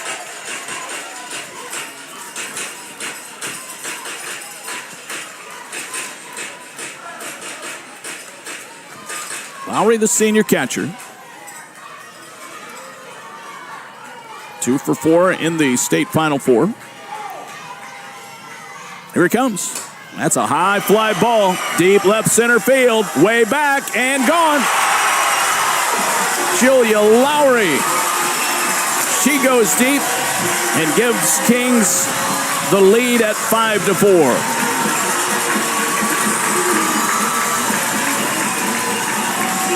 It's a huge momentum shift for Kings after that pretty rough inning out on defense to be able to come back and do that.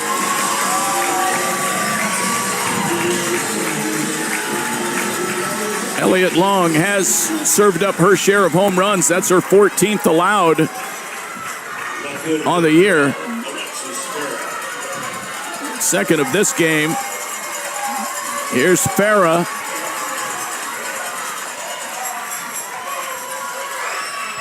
They do have action going in the Westerville Central pen as Taylor Clace is warming up, and I believe Farah just got hit.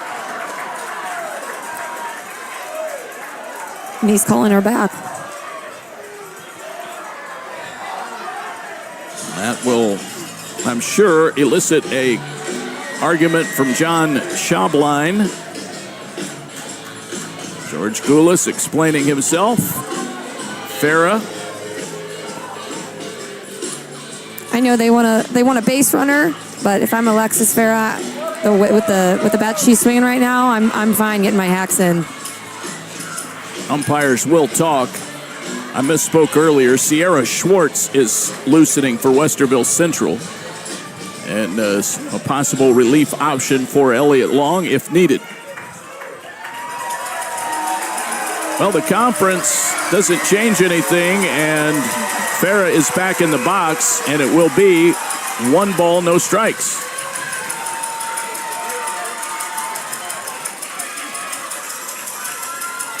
Five to 4 Kings. Here's a soft line drive to shortstop. Samantha Luke makes the catch. 1 out. No one on base. A run is in on the Lowry home run. And the batter is Maddie Titler.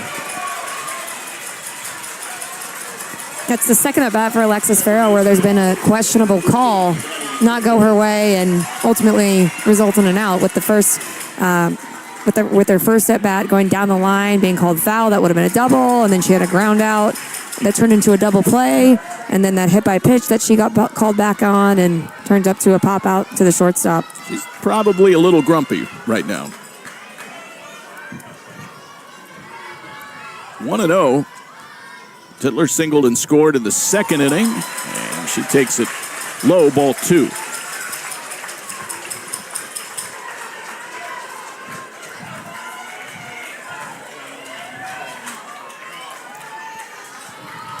Two balls, no strikes.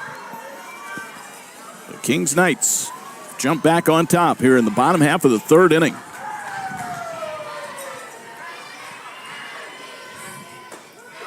It's a strike letter high, 2-1.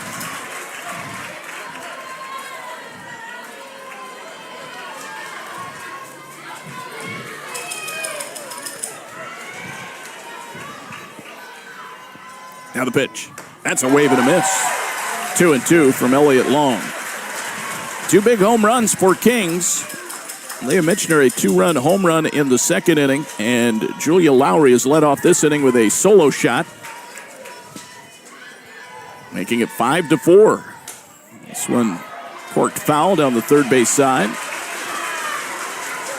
2 balls, 2 strikes. Kings with an 18-game winning streak, coming off a win against Riverside yesterday, 7-1.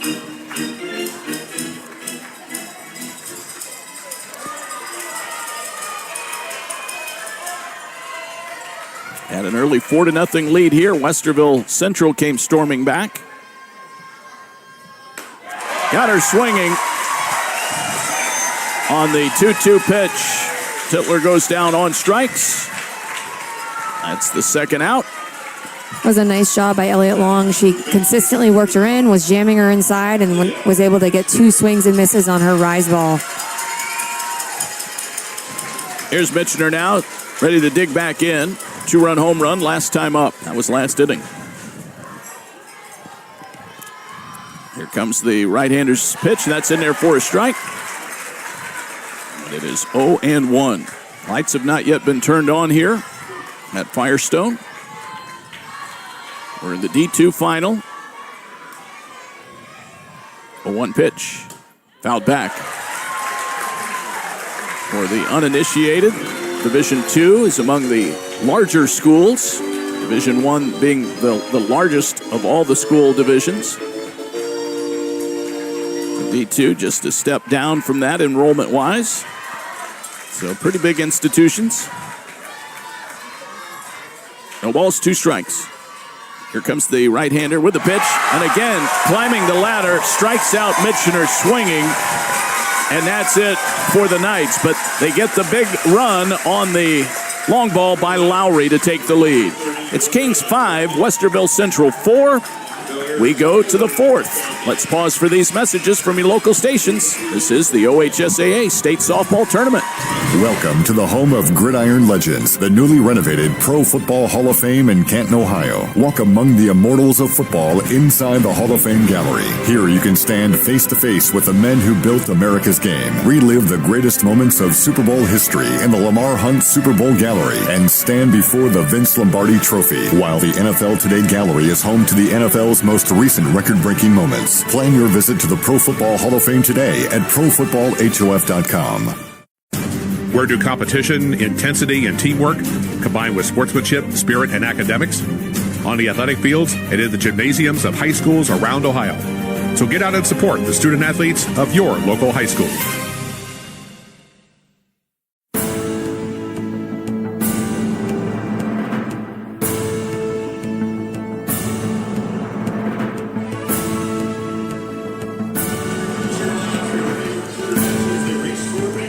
Three-inning totals in the Division II final game. It's Kings, 5 runs, 7 hits, and 3 errors. Westerville Central, 4 runs, 3 hits, and 1 error. The Warhawks come to the plate with the top of the order. Or do they? I can't read my own writing. It's Hickok again. I think I did that last inning. Number 9, 1 and 2 hitters due up. So Pollins is coming up, Jenna, so let's get ready. Lock yourself in for something strange to happen on the field. I think we're going to see a lot more motion offense to start this inning, just like Hickok led off last inning.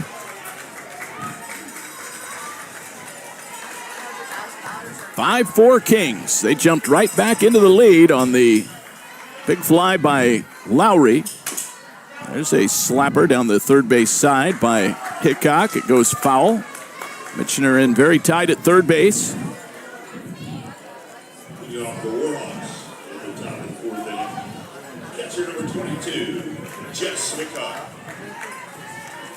Here comes the 0-1 pitch. That one is taken low. 1 ball, 1 strike. 2 teams battling for their first state title. This game may end at 15-14 or something like that. At this rate, if these defenses don't clean up. Here's the 1-1. That's taken down low. 2 balls and 1 strike. I'm not convinced we're going to see the starters still in the game at the end either. I'm not sure either. I really do think that both Neely, McElhaney, and Elliott Long have been doing a pretty solid job. There have been some hard hits, but just the defense has not been there today. They've certainly let the pitchers down a little bit, which causes more stress and more pitches and extends the innings and puts them in more high leverage situations. So it all compounds. And just an inning ago, Neely was out there pitching with the 4-run lead. And now we're down to a 1-run lead, but that's a totally different game. There's a chance for Mitchner on the bouncer, and she throws across to get Hickok by an eyelash over at first base. Good reaction time by Leah Mitchner. 1 down. Here is the aforementioned Hannah Pullins. Laid down a bunt for a hit in the 3rd inning, 1 for 2. Swings and foul tips it back to the mitt of Lowry. 1 strike.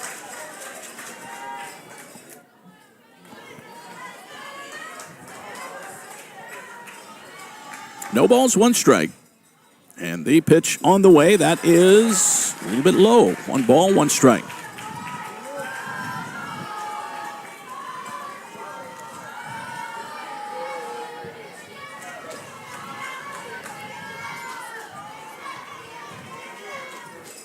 Next pitch, slap back to McElhaney. She spears it and throws to first. Not a routine play. The throw was a little offline. Parkhurst handled it. So that is out number 2. They managed to keep her off the bases this time. Here's Samantha Luke.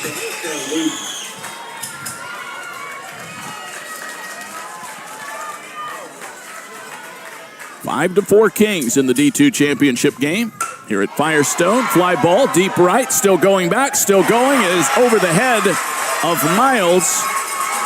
And Luke goes into second base with a double. 2 out, 2 base hit.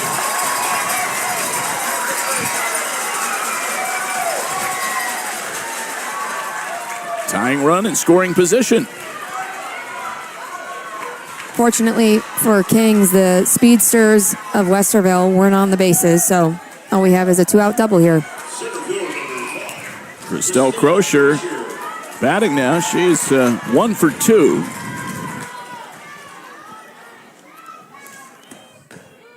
That's a called strike. No balls, 1 strike, and Crozier with a chance here. She hit a homer yesterday. Has a single and an RBI in this game. That one is taken low for a ball. 1 ball, 1 strike. Nothing routine for either starter.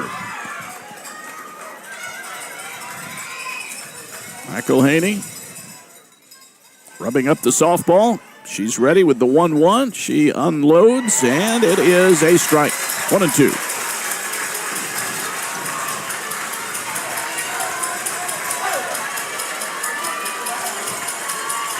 Fourth inning.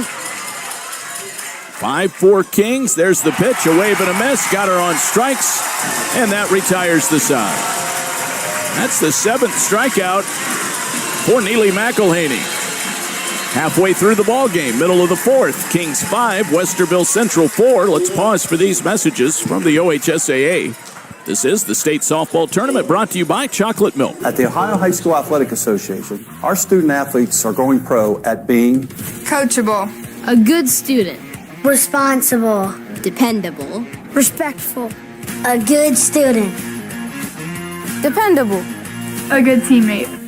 Representing my school, I'm going pro at being a good student. Let's go pro at respecting the game. Respect the game. Respect the game. Respect the game.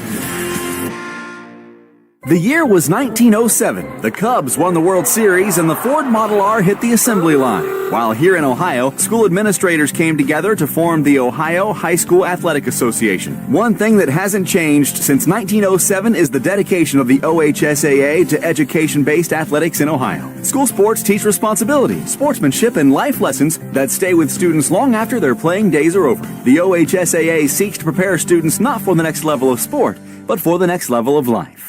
You're listening to the Ohio High School Athletic Association State Softball Tournament on the OHSAA Radio Network.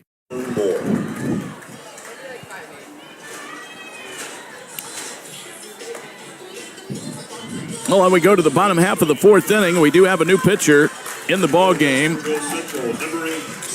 Sienna Schwartz will take over, and Elliott Long leaves after 3 innings.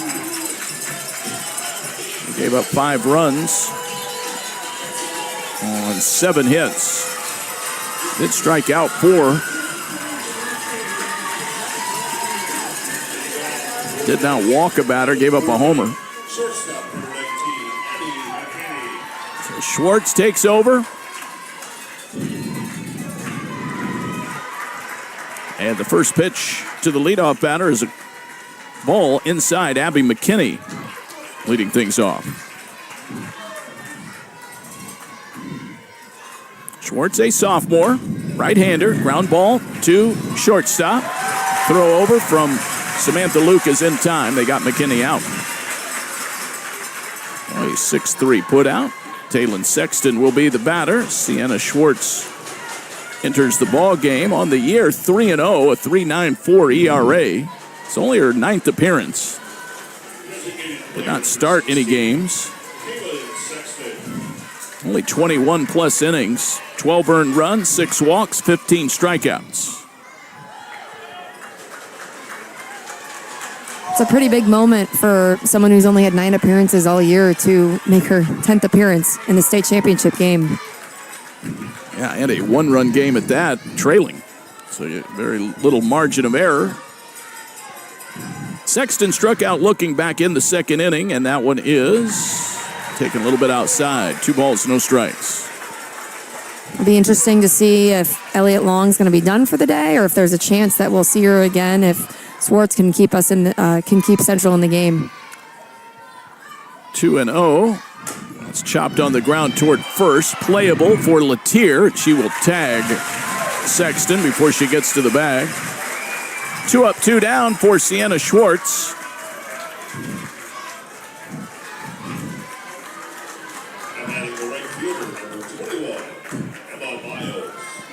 Top of the order now, Emma Miles. Before she bats, let's pause 10 seconds for station identification on the OHSAA Radio Network.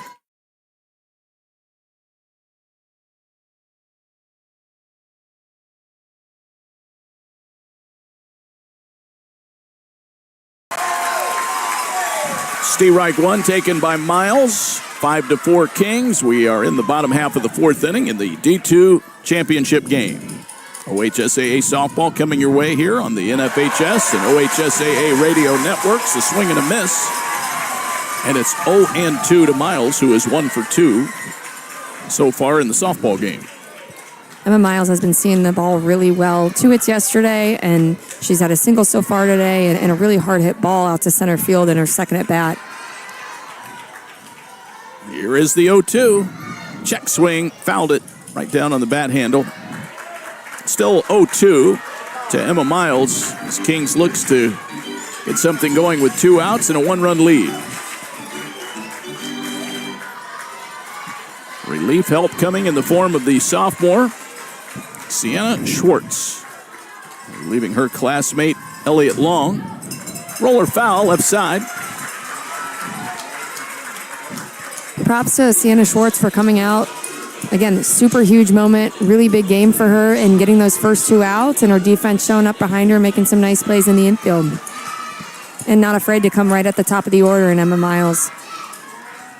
Here comes the 0-2. That bounces to the plate. 1 ball, 2 strikes. Smith on deck.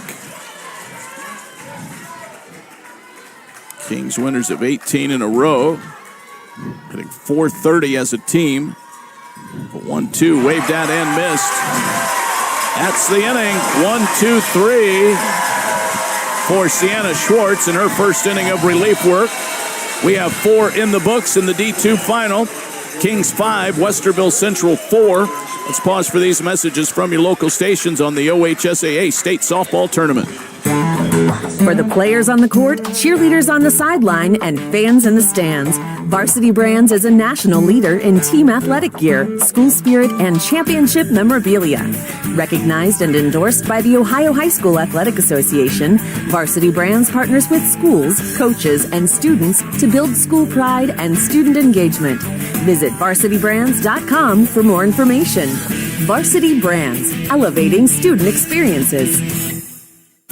Ohio Health Sports Medicine is proud to keep student athletes healthy and in the game, and is the official sports medicine partner of the Ohio High School Athletic Association. Serving Ohio since 1891, Ohio Health medical experts are now available in 47 counties and help keep athletes ready to compete and active adults on the road to healthy living. Log on to ohiohealth.com or call 614-566-GAME anytime. Ohio Health, elite care for every athlete.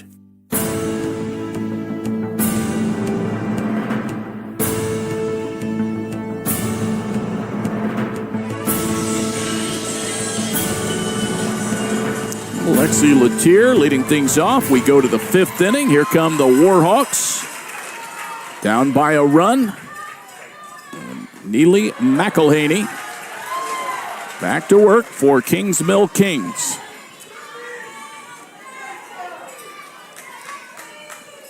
$14 total letters in Neely McElhaney.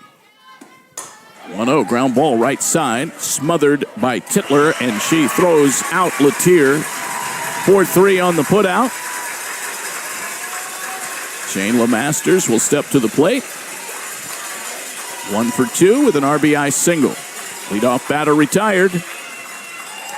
Nice job by Maddie Titler on just bodying up that ball and doing whatever she needs to do to make that play.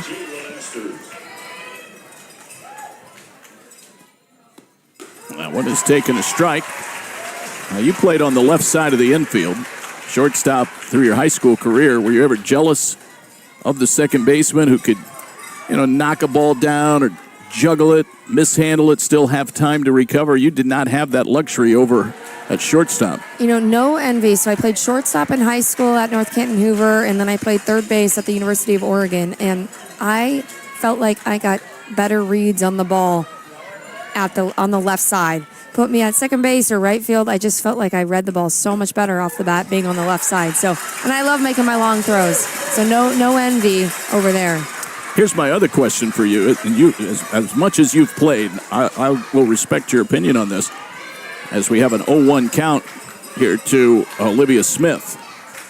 No one on base, 1 out, 5th inning, Kings leading 5-4. Swing and a foul tip back, 0-2. The way the game has exploded, the players have gotten better, faster, stronger. Is it time to widen the field? Do you feel the bases need to be maybe a little further apart? Bases further apart? I Yes. don't think so. Maybe fences further back, but I think that's just our game now. In pitching, you saw at the World Series last week. If any of our viewers were watching that, a lot of those pitchers are hitting 70 consistently, whereas 10 years ago when I played, hitting 70 was a big deal. But now a lot of pitchers are doing that. So I think the hitters have developed so much over the last decade, and the game has grown, and these athletes are bigger, faster, stronger, and I think the pitching is just going to need to continue to evolve with it. There's a tapper back to McElhaney. Actually kicks it over to the first baseman. It's scooped up, and Parkhurst applies the tag to the oncoming runner, Haley Hickok. So it goes down as a 1-3 putout. All's well that ends well. 3 up, 3 down for Westerville Central. We go to the bottom of the 5th. Kings 5, Westerville Central 4. Let's pause for these messages from the OHSAA on the state softball tournament, brought to you by Chocolate Milk. Telhio Credit Union knows the financial playing field is constantly changing, so we're here to make sure you are always one step ahead. A trusted partner since 1934, Telhio has been providing financial services to communities throughout Ohio and is dedicated to serving its members as a not-for-profit institution. Telhio is committed to giving back to the community by offering financial education, sponsoring local events, and supporting charitable organizations. At Telhio, we take banking personally. Visit us at telhio.org. Hi, I'm Anthony Munoz. I didn't make it into the Pro Football Hall of Fame by letting drugs and alcohol affect my ability to play. I brought my A game every time, and that's what you should do when sharing the road. That means never getting behind the wheel under the influence and wearing your seatbelt, because it's always the best defense against a drunk driver. So whether you're driving around town or to the Pro Football Hall of Fame, never let impaired driving take you out of the game. This message brought to you by the Ohio Department of Public Safety. You're listening to the Ohio High School Athletic Association State Softball Tournament on the OHSAA Radio Network. Well, Grace Parkhurst leading things off for Kings as we go to the bottom half of the 5th inning. The Kings Knights holding a 5-4 lead over Westerville Central here at Firestone Stadium. Did I do it again? Olivia Smith. All right. I think I wrote down Olivia Smith striking out last inning after Emma Miles struck out. I was so excited I wrote 2 Ks. Well, she swings and misses here on a 2-strike pitch, and the ball gets away from Hickok. And Smith motors down to first base on the drop, 3rd strike. Never a good way to start. Sure, Olivia Smith is happy, but Sienna Schwartz, it was like she should have recorded an out right there.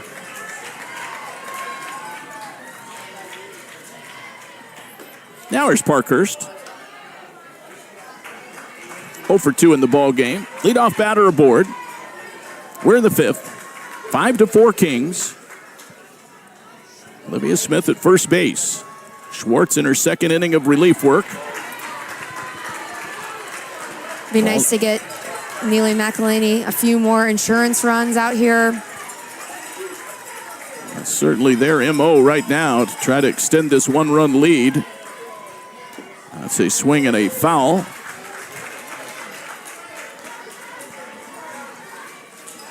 Two balls, 1 strike. I mean a lot to this team. I was talking to Coach John Schablein earlier this week, and one thing he talked about was that this team has been together for a really long time. A lot of them have played together since the 1st grade. And they've stuck together, and here they are at the state championship. This one taken high for a ball. A lot of sophomores in this Kings Knights lineup, so overall a fairly young team. They have Parkhurst up there right now. She's a senior. Lowry behind her, a senior. But you've got some underclassmen coming back. Here's the 3-1. That's a strike outside corner, 3-2.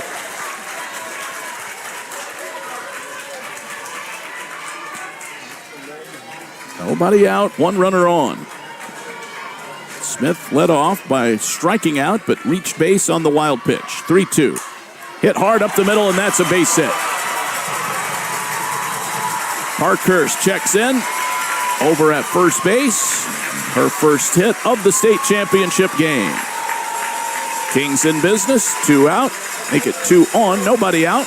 Julia Lowry coming to the plate. She's 2 for 2. 2 for 2 and with a home run in her last at bat. This is not who you want with runners in scoring position up for Kings. Well, it's who Kings wants up. It's not who Westerville Central wants up. 3-2. That is taking a ball. 1 ball, no strikes to Julia Lowry. All-Ohio first-team selection. D2 championship game. Kings trying to take control. Getting into the later innings now. We're in the 5th. Blowing inside for a ball. 2-0.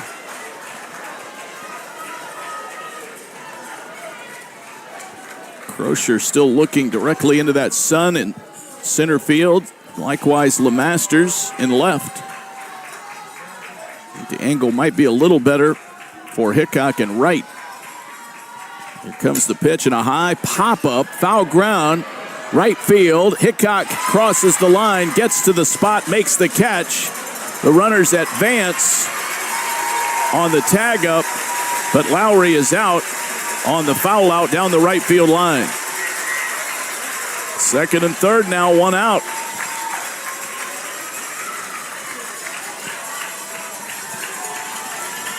There's Lexi Farah.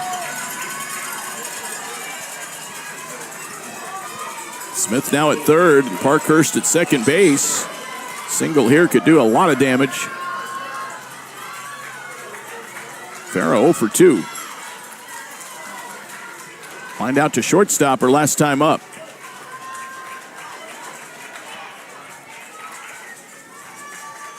Schwartz. She delivers. That's a strike. 0-1. She came on and retired the side in order last inning.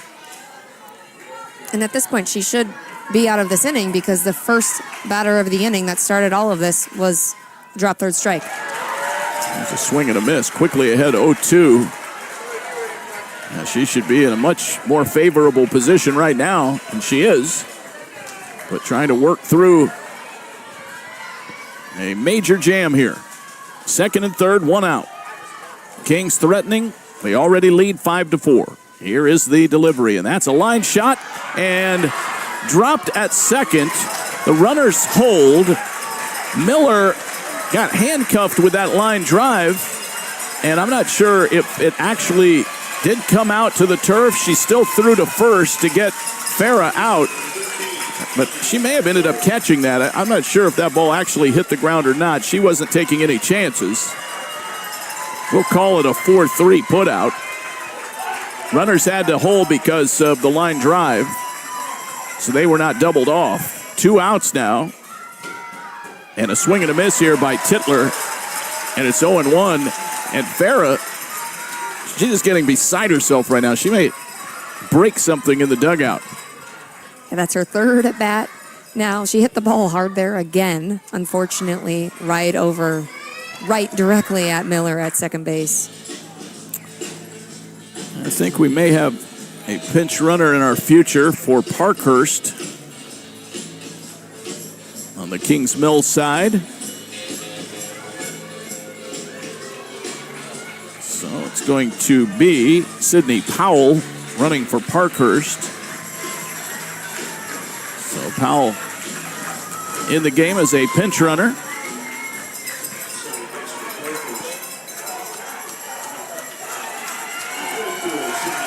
Tidler 1 for 2.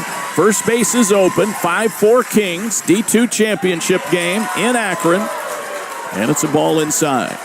Our baseball state championship tournament coming up next week right here in Akron as well, over across town. That will get underway Thursday morning. 1-1, a swing and a miss. 1 ball, 2 strikes. 2 sights. Right here in Akron, and then, of course, some of the games down in Canton, Thurman Munson Stadium.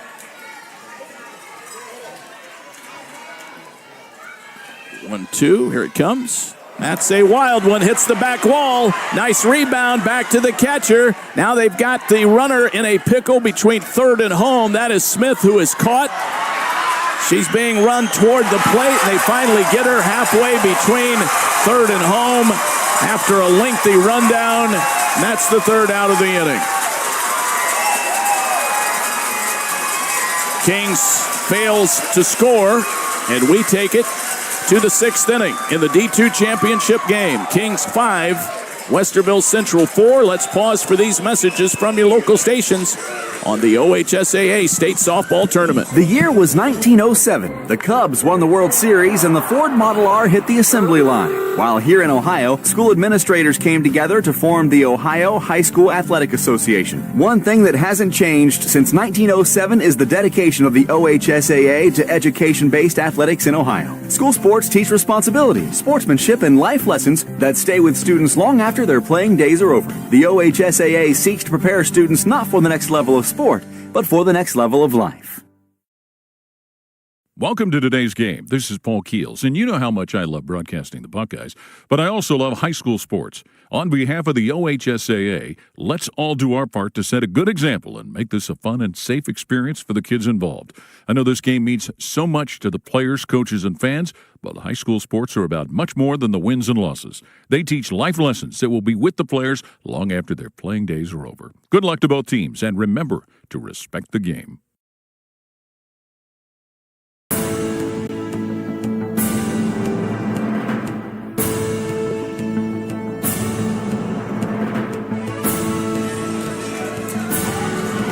Westerville Central dodges the bullet in the bottom of the fifth. It's still a one-run ball game as we go to the sixth inning. 5-4 Kings. Neely McElhaney back to work. She's retired 4 in a row. Working on Lydia Miller here in the sixth inning. A short pop-up caught by the second baseman, Titler. Weak contact there. Leadoff batter retired. One out here in the sixth inning. Kings guarding a 5-4 lead. So Schwartz uncorked a wild pitch, but the rebound off the back wall rolled right back to Jess Hickok, and they had Smith caught in a rundown. It took about 6 throws, I think, before she was finally tagged out. Swing and a miss here by Corinne Miller.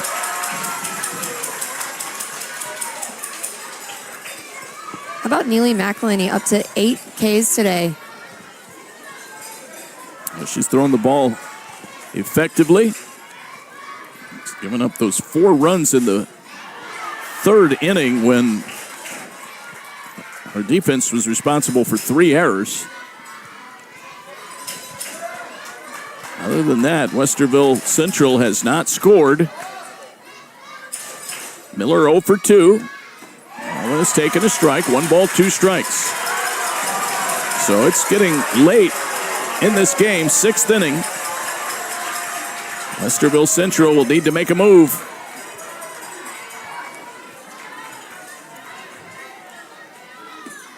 Upstairs for a ball, 2 balls, 2 strikes. I think the Warhawks were very fortunate not to give up runs in that 5th inning the way it started out. Absolutely, and Sienna Schwartz did a great job of retiring the 2 after she had that first drop third strike. She did a great job on the strikeout, but she came through there, and then the hustle from the catcher at the end. Well, there's strikeout number 9 for Neely McElhaney as she fans Miller swinging. And Jess Hickok will step to the plate. She'll try to slap her way on. They're in tight at the corners. Here comes the pitch. It's a strike on the outside corner, 0-1. Big 3-run second inning for Kings, highlighted by the 2-run homer by Leah Mitchner. That's a wave and a miss, strike 2. McElhaney 1 strike away from retiring the side in order in the 6th. And Kings starting to count outs here. Here's the 0-2, wave and a miss. 10 strikeouts for Neely McElhaney in the D2 state championship game, and she has her team on the doorstep. Middle of inning number 6 at Firestone Stadium. Kings 5, Westerville Central 4. Let's pause for these messages from the OHSAA. This is the state softball tournament brought to you by Chocolate Milk. You practice hard, you play hard, you're always reaching for your goals. You reach for the next point, the next yard, the next win. And after the game, reach for low-fat chocolate milk. It has the fluids to rehydrate you, the right mix of protein and carbs to refuel you, and the vitamins and minerals to help you build strong bones and bodies. Fuel up with chocolate milk. For more information, visit drink-milk.com. Hey, Ohio, not every injury happens on the field. Car wrecks, hospital mistakes, slip and falls. When you're hurt, you need more than a quick sub off the bench. You need America's largest injury law firm. There's a reason Morgan & Morgan has over 1,000 lawyers and 100 offices nationwide. A reason we've recovered more than $30 billion for people just like you. And a reason we never charge a dime unless we win. Morgan & Morgan, proud sponsor of Ohio High School Athletics. Injured? Just dial pound law. Morgan & Morgan, Ohio office located at 600 Vine Street, Cincinnati. Prior results do not guarantee a similar outcome. You're listening to the Ohio High School Athletic Association State Softball Tournament on the OHSAA Radio Network. Bottom of the 6th, and the Kings Knights coming to the plate for what they hope is the final time. Here's Maddie Titler to lead things off against Sienna Schwartz. A one-run ball game in the D2 final. Kings has to be feeling good after that last inning with Neely McElhaney retiring the side. Have some good momentum. Maybe can get them another insurance run here. Last 3 innings, Jenna. She has faced only one over the minimum, giving up 1 hit. She's up to 10 Ks. That one is taken. A little bit inside.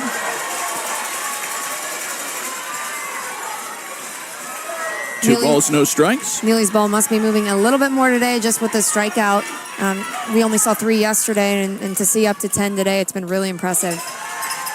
That's a called strike to Maddie Titler with Leah Mitchner waiting to hit next.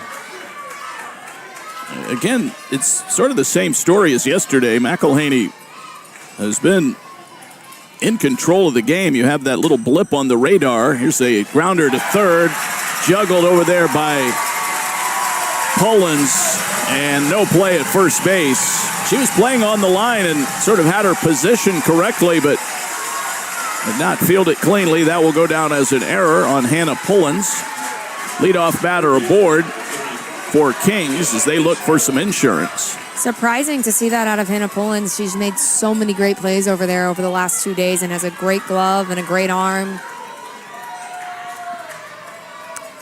Here's Mitchiner, a 2-run home run in the 2nd inning. But just to finish the thought, a anomaly in that 3rd inning when King started throwing the ball around and allowed 4 runs. 1-0 is low for a ball.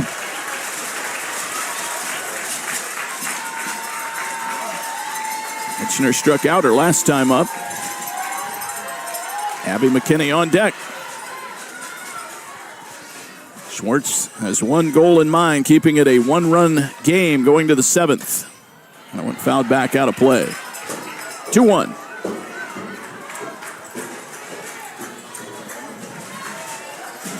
We've had a great weekend of games. 6 other state championship trophies have been awarded. There's the 2-0. That's inside, and it bounces away from Jess Hickok. That allows Titler to go to second base.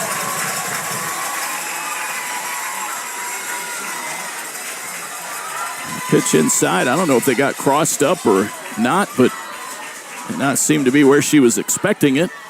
Bounces off the catcher. 3-1 now to Leah Mitchner. That one thrown behind her. It's a wild pitch, and it allows Titler to go to third. It's ball 4. And so Mitchner aboard at first. And Titler just running around the bases. Wild pitch and a pass ball. And now runners are at first and third for Abby McKinney.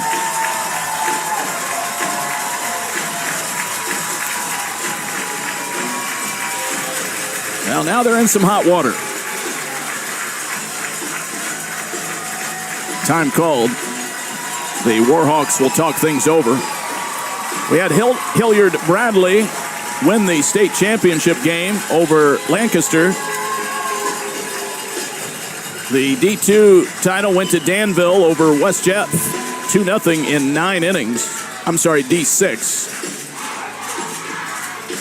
Giving you these in the order they were played. D7, Portsmouth Notre Dame shut out Maplewood 3-0. Bloom Carroll over Louisville 10-1. Earlier today, Kenton Ridge came back from 6 down to beat Licking Valley 7-6 and complete an undefeated championship. And Wheelersburg over Liberty Union 7-6 in Division 5. And we have the Division II game going on right before us. Kings up 5-4 and threatening for more in the bottom of the 6th.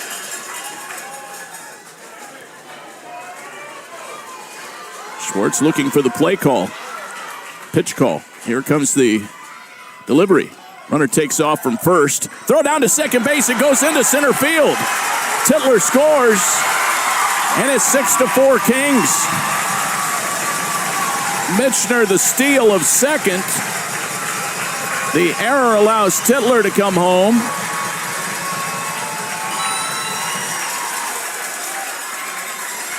I think you give her second base in that situation. Or at least cut it off and you cannot let that run score from third base. 6-4 Kings.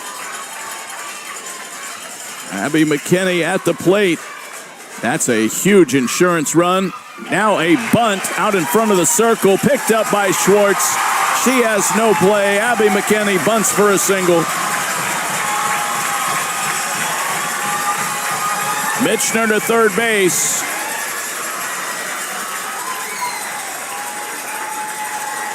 Now the batter is Taylon Sexton. Although I think we may see Taylor Clace come up to pinch hit.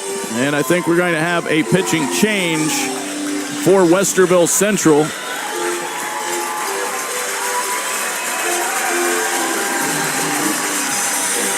So they've got a break in the action here for a pitching timeout for Westerville Central. They will bring on their third pitcher of the ball game. That'll be Elliott Long coming back, just as you predicted. So she'll get warmed back up. While she does that, we remind you that this broadcast is a presentation of the OHSAA and the NFHS network. Any commercial use, retransmission, or distribution without the express written consent of the OHSAA and the NFHS is strictly prohibited.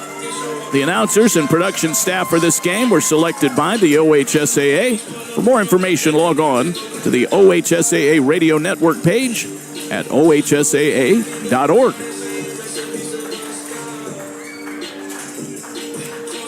So we have an error on the third baseman this inning, a throwing error on the catcher.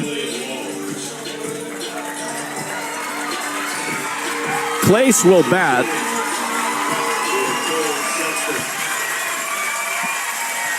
Clace was 0 for 3 yesterday.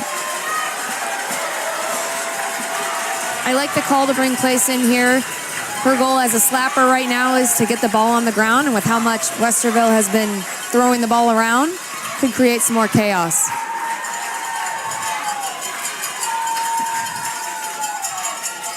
Seems like there's been a lot of miscommunication with the pitch calling here.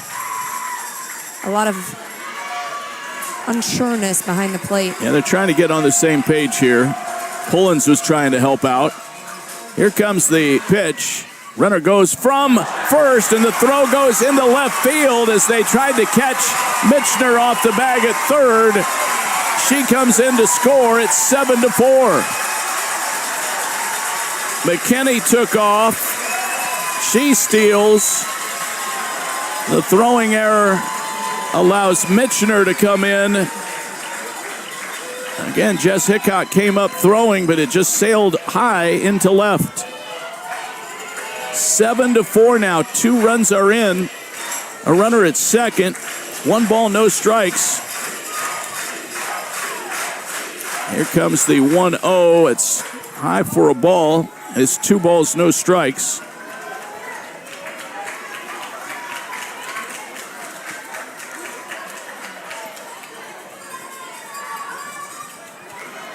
Kings assuming control here, taking a 1-run game to a 3-run game.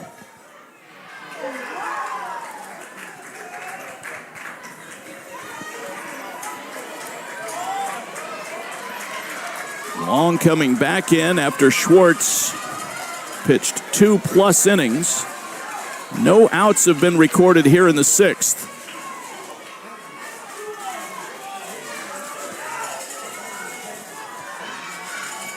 Left-handed batter at the plate. Bunt is popped up foul. 1 ball, 2 strikes.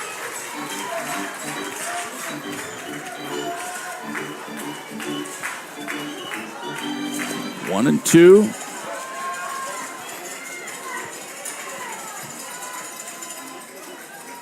Elliott Long had a breather in the dugout. Now has been brought back in. Swing and a miss. Tried to hold up. I think if they appeal, I thought they would ring her up. Andy Gazowski gives the safe sign on the appeal at third, 2-2. I'm with you. I totally thought that was strike 3. Taylor's lucky to have another chance in there. 9 hits in the game for Kings. 3 errors this inning, 4 in the game for Westerville Central. Here's the 2-2, wave and a miss. No appeal on that one. It's a strikeout for Elliott Long.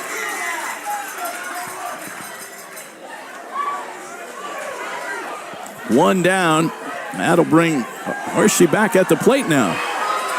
I thought that was strike 3.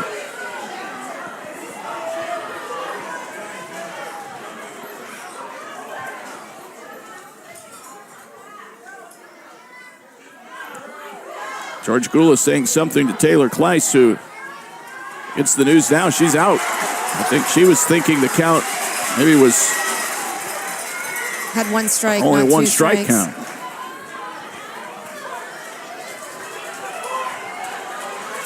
Emma Miles batting, 1 out.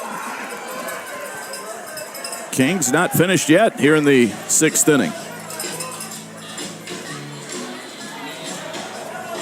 Now George Gula saying something to John Schablein.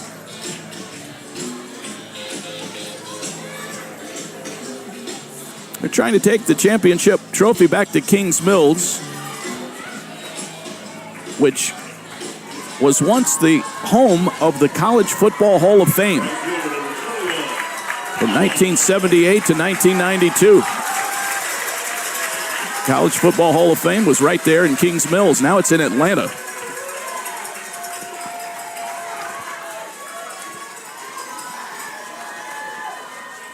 Here comes the pitch. That's right down the pipe for a strike. No balls, 1 strike.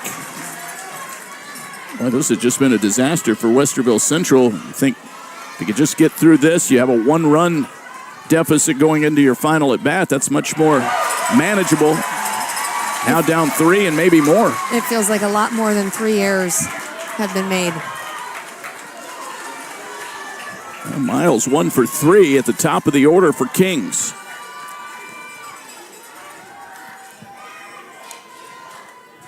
Oh, 2 fouled back out of play.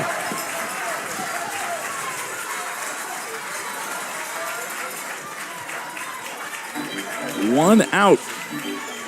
3-run lead now for Kings. 2 runs are in. McKinney at second. And here comes the pitch from Elliott Long. That gets away from Hickok. And McKinney heads down to third. That will be a wild pitch.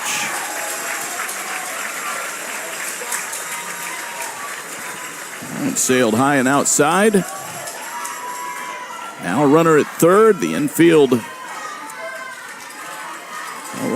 Not pulled them in yet. They're playing at regular depth. Here comes the pitch, and that's a base hit into left center field. It's 8-4. That one's going to roll all the way to the fence.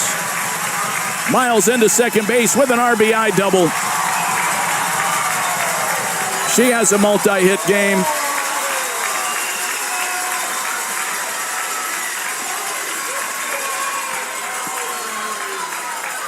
It's got to feel good right now to be a Knight, getting all these insurance runs in the bottom of the sixth and knowing you still have a couple outs to work with here offensively and just go out there and get 3 outs. That's her second RBI of the final 4, her 17th of the year. It's 8-4 Kings. Olivia Smith will bat now. And still only 1 out here for the Knights. They are rallying big time here in the 6th inning. 3 runs are in. That's taken high for a ball. 1 ball, no strikes.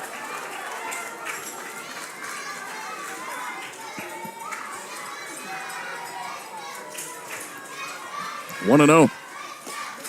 That's a strike at the knees. 1 ball, 1 strike. We've had Schwartz working this inning, Long back in relief. 1-1, 8-4. Kings leading the D2 championship game. She missed that time. 2-1. They have just hit the wall this inning, cannot get outs. Kings taking full advantage. 2-1 inside. That gets away. That goes to the backstop. And Miles goes down to third base.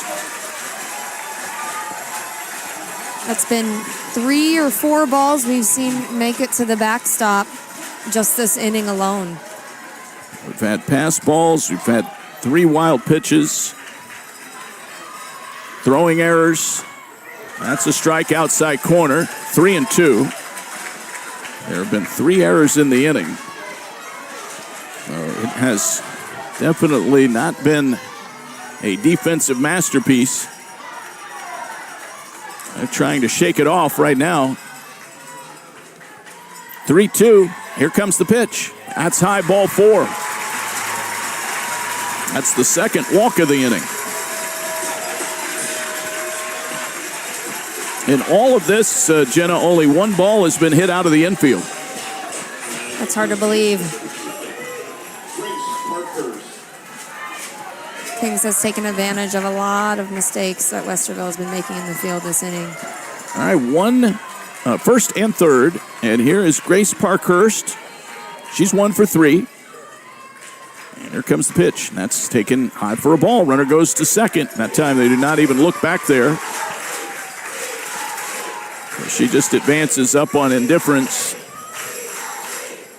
8-4 Kings. Now runners at second and third. Parkhurst, chance to drive in 2. And that one is a strike.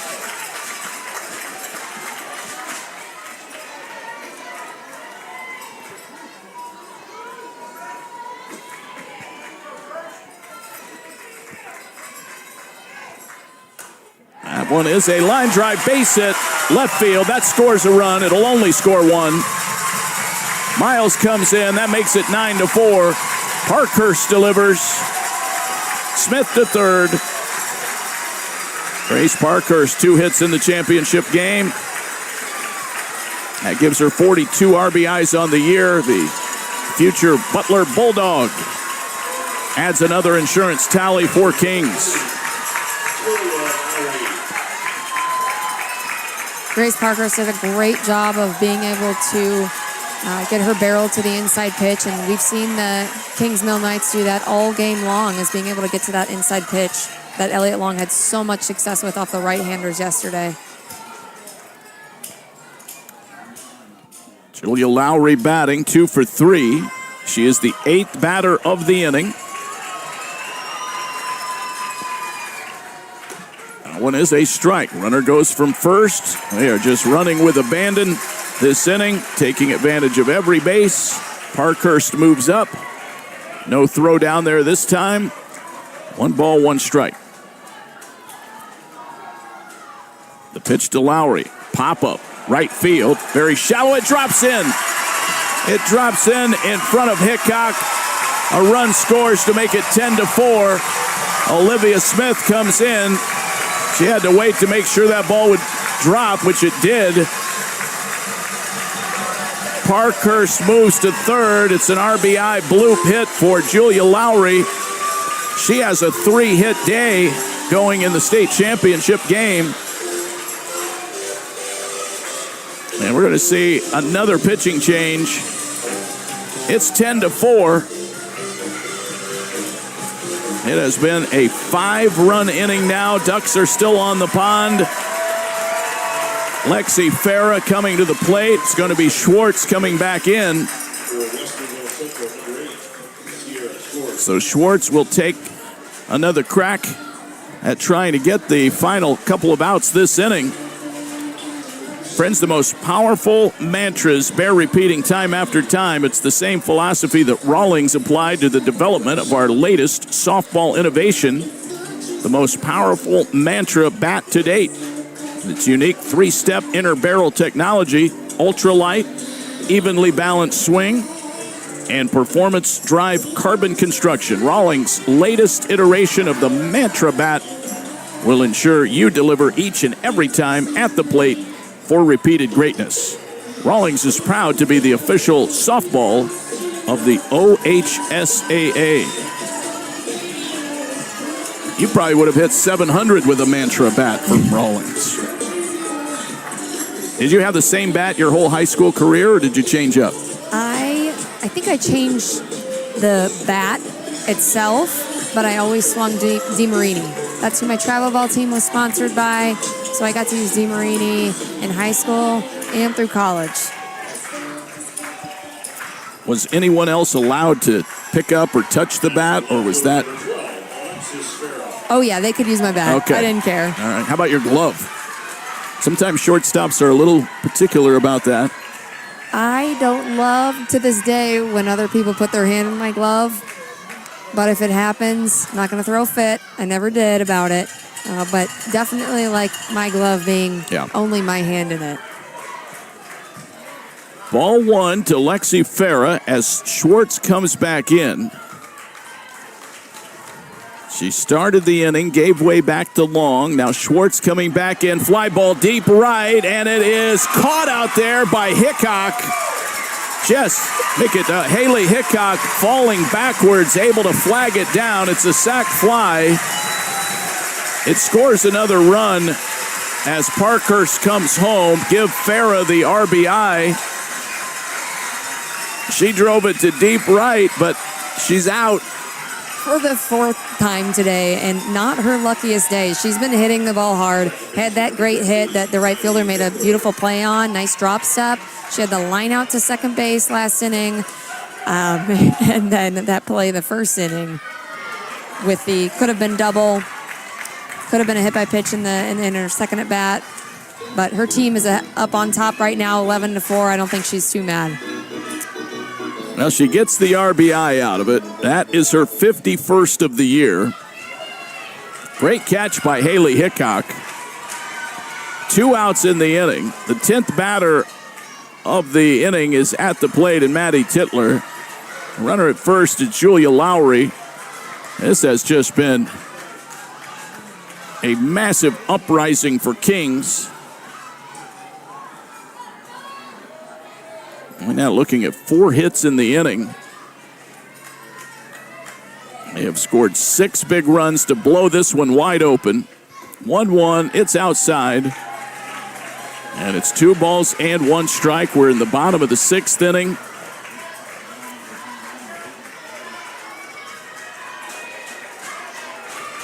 Two and 1. Line shot through the middle, base hit. Crosher plays it back in. Lowry moves up to second base. Single for Titler.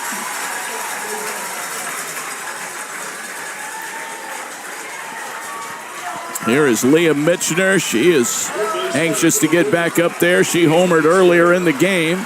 Walked earlier this inning. 13 hits now in the ball game for Kings High School. And I believe Maddie Titler led this inning off. That feels like a while She ago, sure but did. there was the misplay at third base, and that's what got this inning started. And we talk about leadoff walks. I guess leadoff errors aren't much better. It was 5-4 when this inning started. It's now 11-4. That one is taken inside for a ball. 1 ball, 1 strike.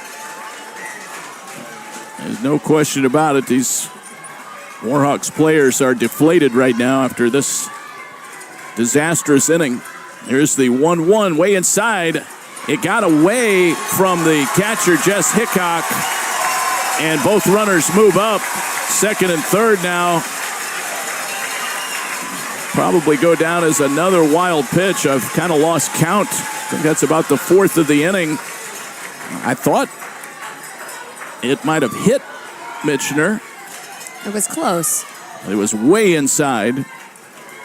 2-1.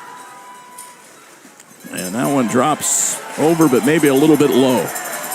So a 3-1 count. This is the 11th batter of the inning. Right-handed hitting Leah Michener. 11-4 Kings. Chopper, fair ball, third base. Pullins charges in, picks it up, no play, a run scores. That's Lowry coming home. Slug bunt single by Leah Michener. She gets another RBI. Her second hit. Tough break for Westerville. As a third baseman in college, one of the hardest plays to defend is what we call a swunt, a swinging bunt. Especially someone like Michener who has pop as a third baseman. I'm going to be playing back. Now Abby McKinney batting. 2 outs. 12-4 Kings. And Jenna, as unbelievable as it was at the start of the inning, we're talking now a possible run rule situation. The winning run is at first base. That could make it a 10-run spread and end the ball game. Abby McKinney swings and misses. Strike 2. Kings has had their foot on the gas this entire inning and has taken advantage of every single little mistake that Westerville has made and just kept the pressure on. Schwartz pitching. It's outside. Had her on the ropes, 0-2. So 1 ball, 2 strikes now to Abby McKinney.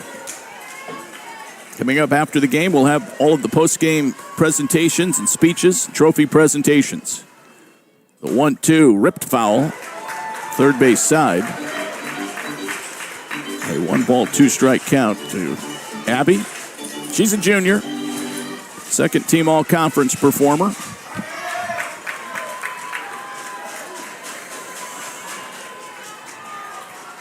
And the 1-2 popped up, first base side, and it's foul just out of the reach of Latier, the first baseman.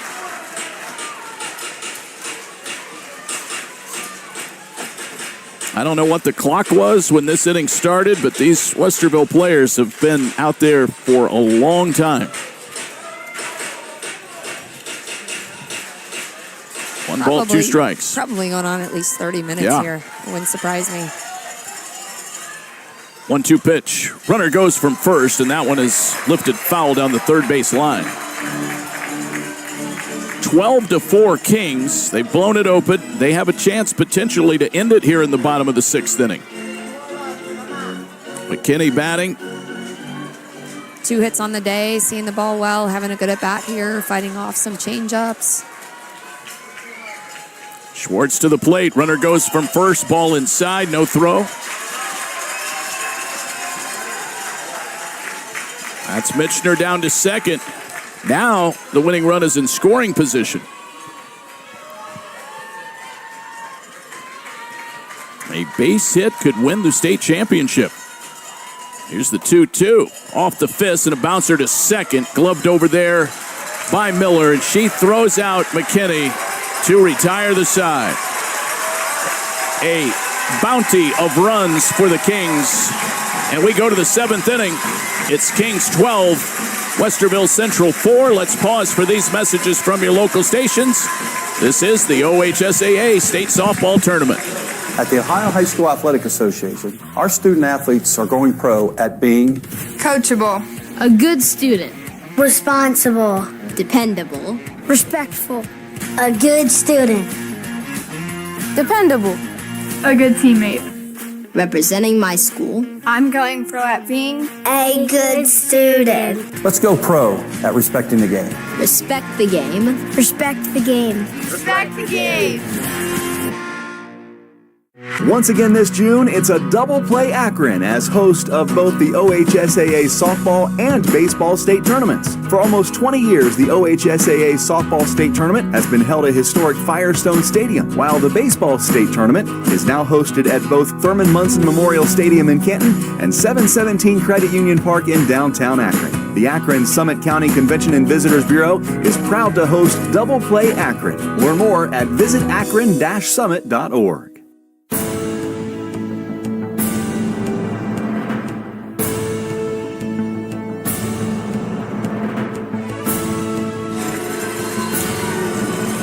Kings High School is now 3 outs away left on.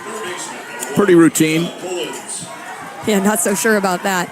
Kings took advantage of every single mistake Westerville made and kept their foot on the gas and have put Neely McElhaney in a great position in the driver's seat going into the 7th. Here's Hannah Pullins, possibly her final high school at bat. All-Ohio first-teamer. She has a hit today, 1 for 3 for Westerville Central.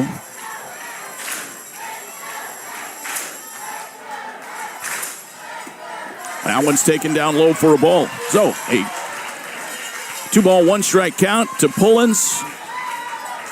Samantha Luke on deck, then Christelle Crozier as the Warhawks will try and create a miracle here. That one's down low. 3-1. Could start with a leadoff walk. Definitely would need a miracle, but we have seen a softball team, in recent times come back from an 8-run deficit with 2 outs at the regional in Lubbock, Texas Tech versus Ole Miss. Ground ball foul up the third base line. It's never over till it's over, right? That's right. 3-1. I'm asking you to go back in your memory bank here, but what was maybe the largest deficit that you guys rallied from in I want to say in high school or college? Ground ball to second. That eats up Titler. She recovers and underhands it over to Parkhurst for the first out. Great job by Titler to stick with that one. As you were talking about earlier, the right side of the infield versus the left side. Would I have enjoyed a little bit more leeway if I bobble the ball? That's the play right there. Titler bobbling, but stuck with it and made a nice play on a hard hit ball. So here's Samantha Luke, and that one is taken down low for a ball. So the best comeback that I can think of was probably, I think we were down 6 in the 7th inning to Kentucky during regionals my junior year, and all with 2 outs, we came back and won it. It would have forced an if necessary game, so we still would have had another opportunity, but to be able to finish it in game 1 was pretty special. Yep, anything is possible. Start stringing some hits together. Here's the 1-1. Check swing. I think she went. 1 ball, 2 strikes to Samantha Luke. Leadoff batter was retired, and McElhaney really getting into a groove late. She has retired 8 in a row.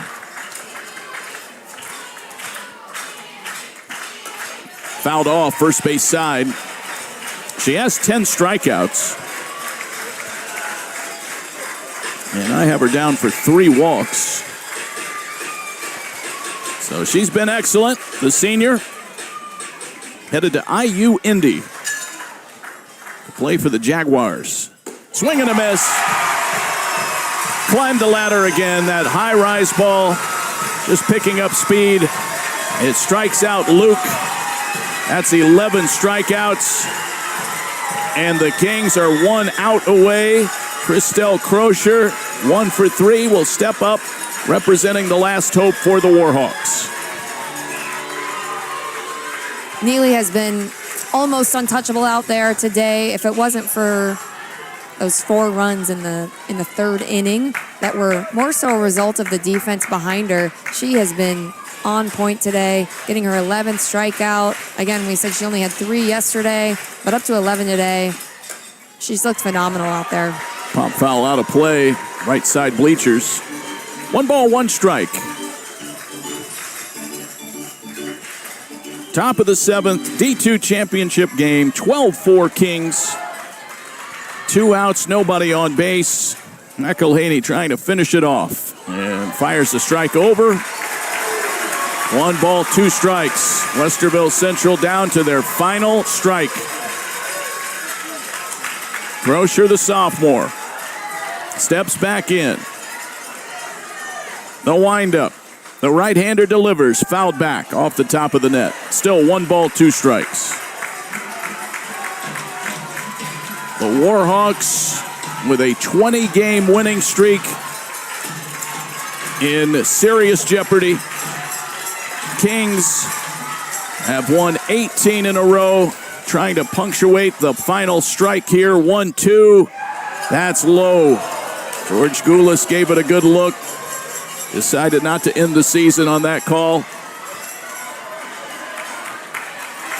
2 balls, 2 strikes. Kings leading by 8. D2 championship game. Neely McElhaney delivers the 2-2. Popped up on the infield.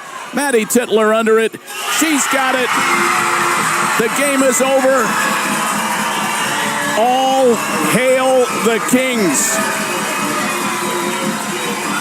They win 12-4 over the Westerville Central Warhawks.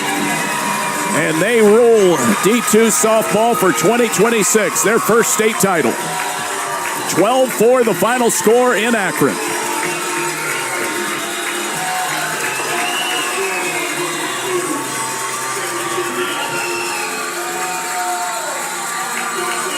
A rousing reaction from the Kings fans who made the trip up from the Cincinnati area.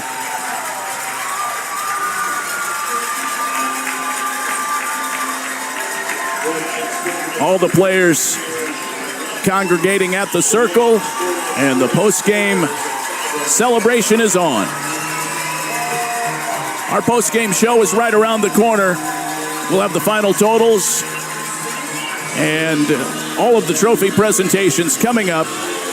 Again, your final score in the D2 championship game.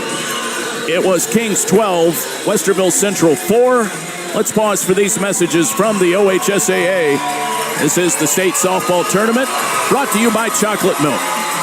Once again this June, it's a double play Akron as host of both the OHSAA softball and baseball state tournaments. For almost 20 years, the OHSAA softball state tournament has been held at historic Firestone Stadium, while the baseball state tournament is now hosted at both Thurman Munson Memorial Stadium in Canton and 717 Credit Union Park in downtown Akron. The Akron Summit County Convention and Visitors Bureau is proud to host Double Play Akron. Learn more at visitakron-summit.org. Hometown is the online ticketing partner of the Ohio High School Athletic Association. Access all OHSAA tournament events through Hometown, which gives fans a simple and secure way to search, buy, manage, and access your tickets when you arrive at the game. Hometown is trusted by schools across Ohio and thousands of schools nationwide to make game day effortless. Visit hometown.com or download the Hometown fan app to get in the game.